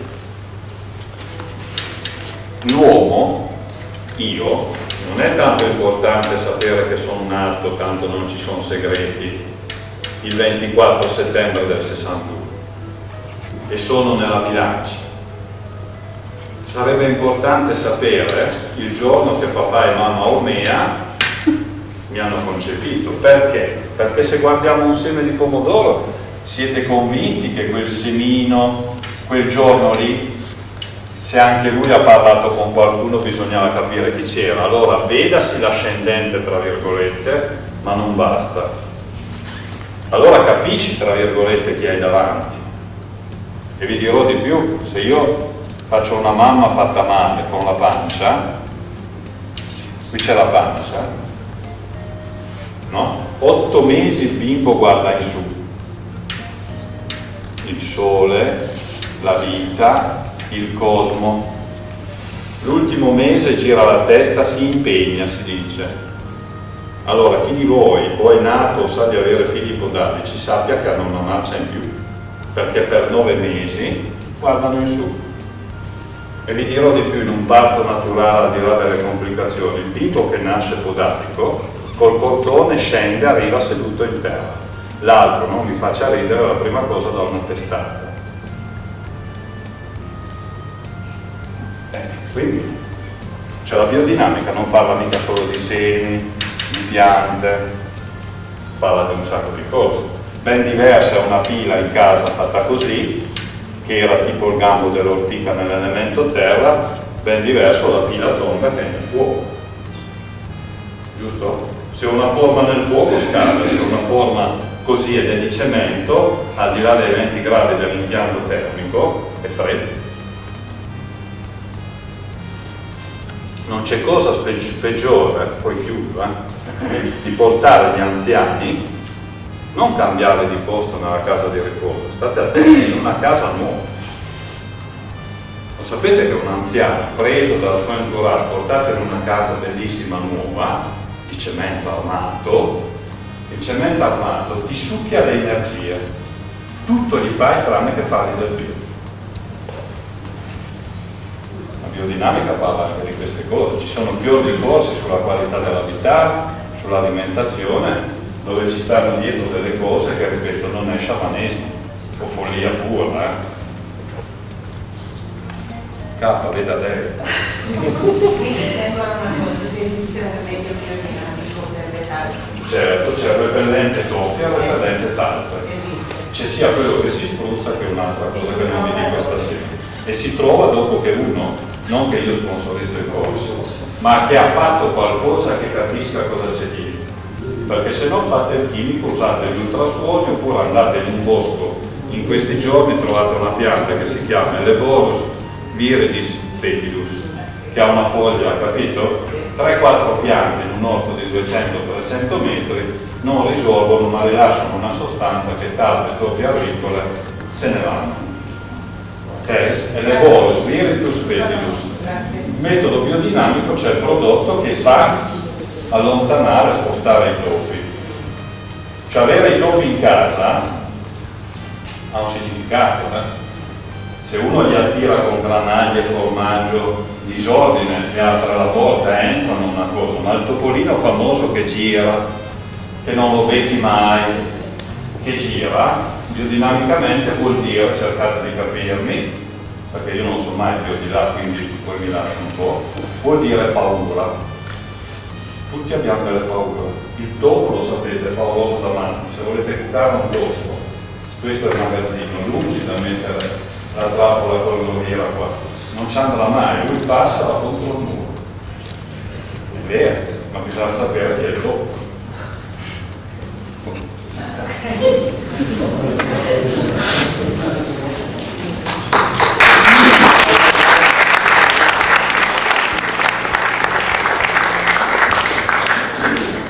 Direi che è stato estremamente interessante.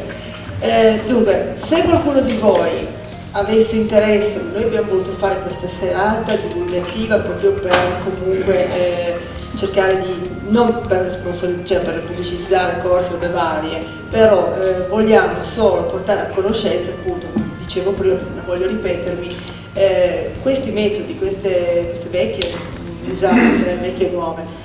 Quindi se qualcuno di voi è interessato e vorrà eventualmente approfondire il discorso facendo dei corsi oppure non lo so, poi ne parleremo con altre serate, vedremo come si può fare, però penso che la soluzione ideale per imparare a applicare il metodo biodinamico e quindi poterne usufruire a pieno sarà fare i corsi, immagino, quindi di lì. Potete chiedere informazioni a Grimaldi, ci sono i numeri, ci sono anche, adesso lì un altro discorso, abbiamo preparato fuori dei promemoria, dei piccoli foglietti, questo per sponsorizzare e chiedere chi di voi volesse dedurre, no, non mi viene, aspetti, lasciare 5 per 1000 a Grimelda sulla dichiarazione di redditi. Quest'anno Grimaldi è diventata Omos. Lì ci sono anche il numero di telefono e l'indirizzo email, per cui potete chiedere a noi stasera, oppure se eventualmente volete pensarci in futuro, avete qualche conoscente oppure voi stessi volete approfondire il discorso quest'autunno, semmai perché in estate forse, non lo so qual è il periodo più giusto. Sì. Aggiungo solo questo, se a caso decideste di fare un corso, il consiglio è che il corso si faccia in modo tale che se qualcuno vuole poi mettere in pratica il metodo porto dove vuole, riesca ad essere pronto se volesse usare i prodotti omeopatici, poi si parla anche come si fanno, deve essere pronto per i primi di dicembre per preparare il terreno per l'anno dopo.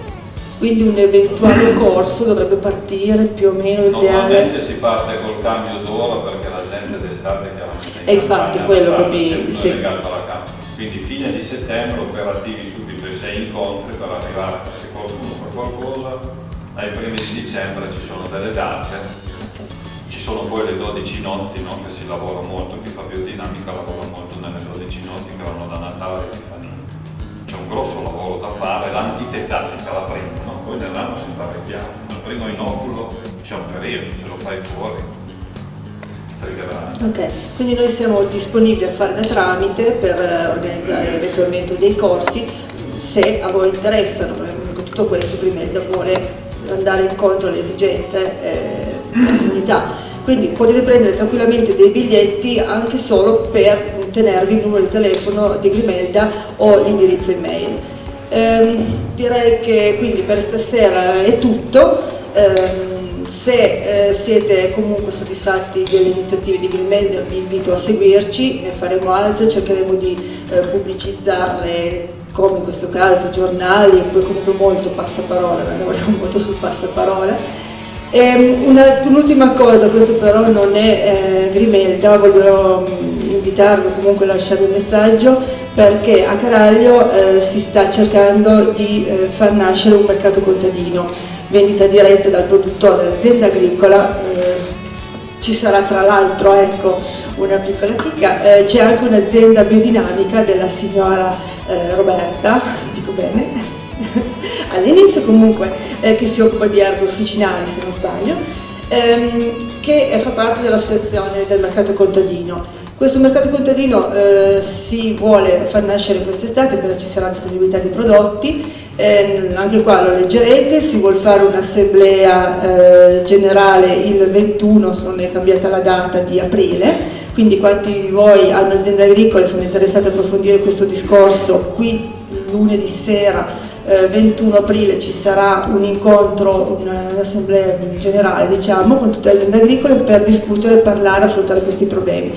Ma prima ancora il 12, quindi sabato, questo sabato, c'è una gita didattica, diciamo così, organizzata dall'associazione dove andiamo a visitare il più avviato, il più oramai rinomato e anche quello che ha maggior successo, mercato contadino, forse oserei quasi dire forse d'Italia, perché comunque è a quanto pare un mercato contadino di una certa portata, di Montevarchi in provincia di Arezzo. Noi abbiamo messo, cioè l'organizzazione, l'associazione ha messo semplicemente mette un pullman, poi la giornata si girerà, si potrà parlare, cioè confrontarci con i produttori locali e noi amministratori più che altro vogliamo capire anche le problematiche che sono da affrontare per l'avvio di un mercato contadino.